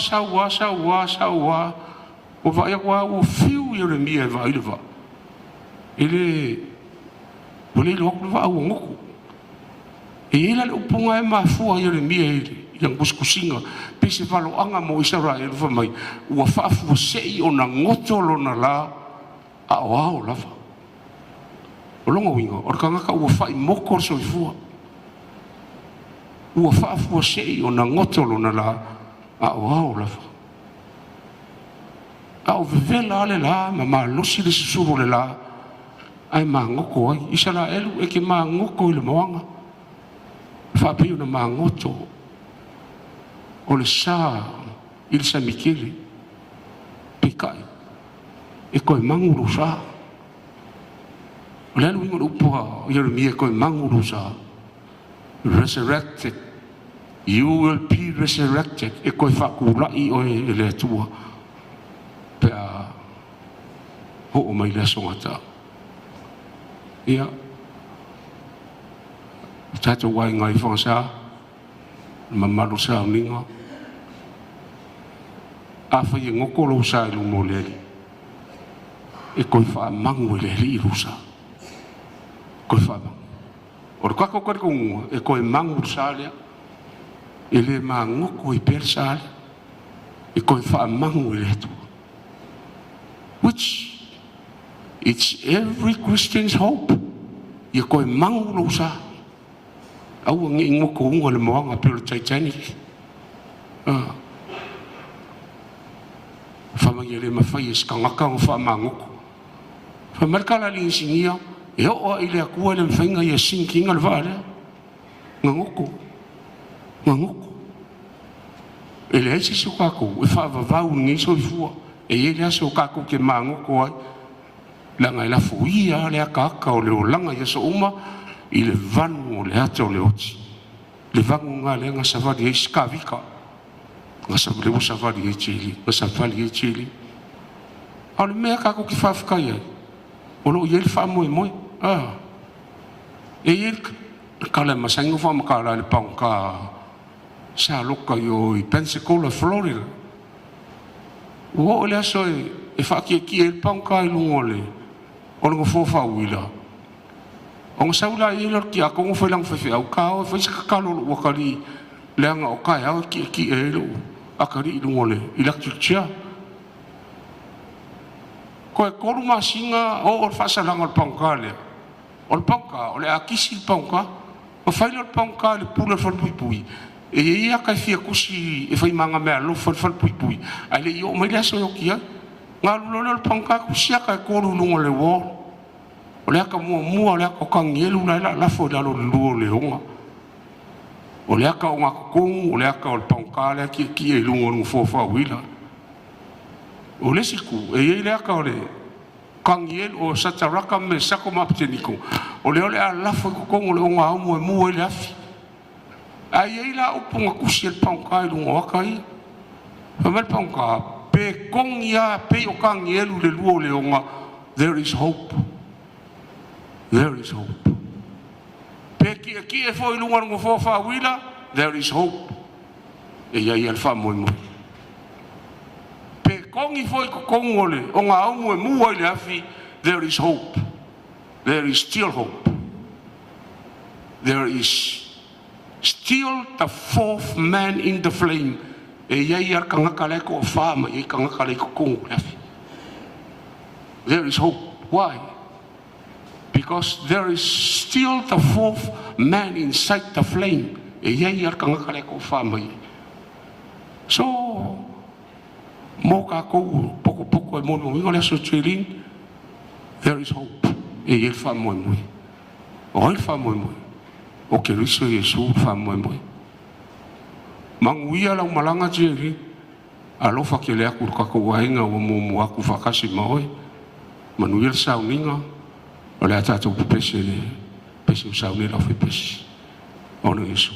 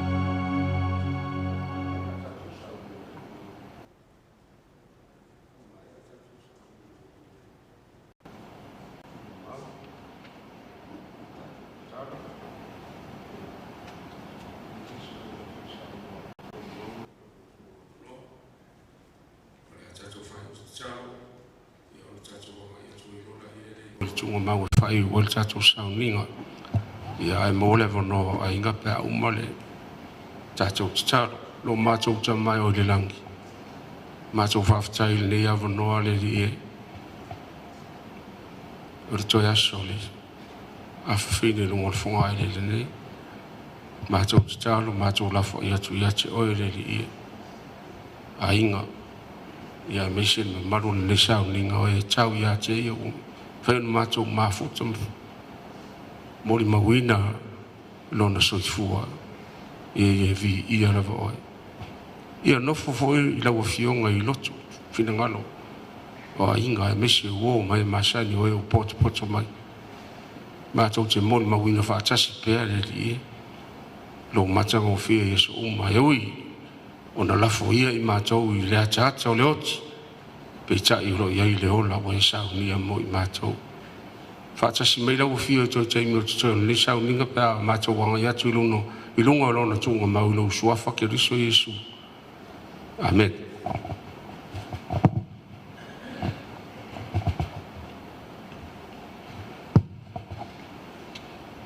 O le au le whai ke kai le ingal le ngiu pe o koe lua le vasa o le pēu loa a wao sa moa malanga ngai whungua wa malanga ngua e makau me ume le kua malong whing ngalo kei la linge yaso ma linge kai au ia kako wha la I le kua o ngā longa anga le leima longa lofa ia le mon mawinga o le aso fia o le a whige a Jayleen e whai e le whakawaa e whai mafonga ka mulmoli pa I o ainga le fio ako kango ma le ala I salangoa mo le koele nganga whawhikai pa I o le lau sunga le teitai o sauninga ma le malo lau whaingaluenga kofi e le kua ma lo whawhikai ka pengpenga whawhikai I au kou kaasanga le ua ma le whiau o le ngi yasu au leo sau I ngai a ngalo moloko le kalesia e mese pa I o ainga ianga maua le nganga whangongoa o le wala o pa ia le kua ia e ele kalkongo ainga e le silingia le lofo le kua ai whawhikai u whamawhanga u whalale I au e le ua mo mali e koe le au pongi sa leanga ufiki ai le ala alfanga le a fio ko fio li mo ko mo so li ya pui malu le klenga la ko fama le malu ya ko fanga sa famuia le ko la ko ngaluenga fika kalo ainga ia mo pe ya fingalo le kua ia wale ka wo swingo I po le vai le kongo le afio anga pe foi ngai kula mo la ko le nga fa fkai I pa I o ainga I ku kele me ku kaulangi I o kako ainga a wha mai ku moa la inga sa kuala ia whawhikai le awhio mai maka mo fie ngi sau nginga maka mo fie pa ia foi o le usenga whai waso lua awhi mal kolu koe mule o kelele nganga whawhikai le kou kala au mai mal kou wha malu mai a leo maka mo fie ia le aso fie fie o lo kou uso o le awhingi a Jayleen awhikai o foi le ia o kako ainga mai lai loa e le fonga le o le ala awale a fio maiwa maka mo fie foi ni aso e foi le fio ngai a fonki malo ainga a le o foi pese malo le whawhikai kele langinga o vi ingo le kua a kalinga fie whalongo peo moku sa la whai o kou siu fonga maka mo fie ia I kumau e pele ko fie langinga o vi ingo le kua mo waisunga o so finga ngalo o le klama e whapea a mai ale saunginga ia la mulmuliaku le ki ngomalio le a finge longa ngofanga kumau ia mo longa ko e saunginga a mai a ka loa ko malo whaaloalo pa ia lau whaingaluenga ia se mapu aku le maokai mo sooi ia se kaumwhai mai eia pa ia ainga lau foi pa ia o le kako ngu e mese le senga whai waso ia maea ia kalaku au I oi mo ke mo sooi ia wase kamafranga le uli skemi kala le fiali ya ngalei le ko yala ia ku malu ko kaliwa ku umala le fanga ia o lo fa mai ia skal ngaku le fa maku sama ko fam klanga i ol moka mal fa lo lava fa ftai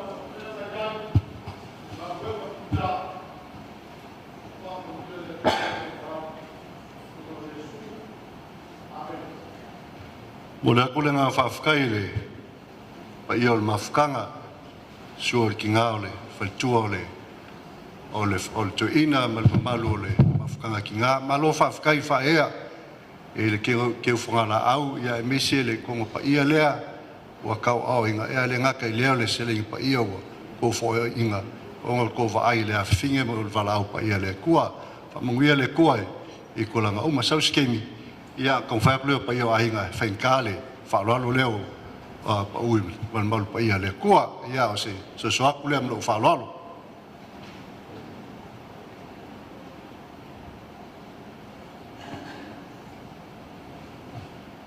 Ia o le atatu mai a tasi pe o le taringa sa tasi.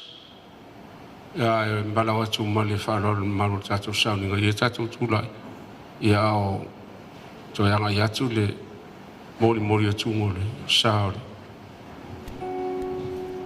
O le afine mo sauninga whai.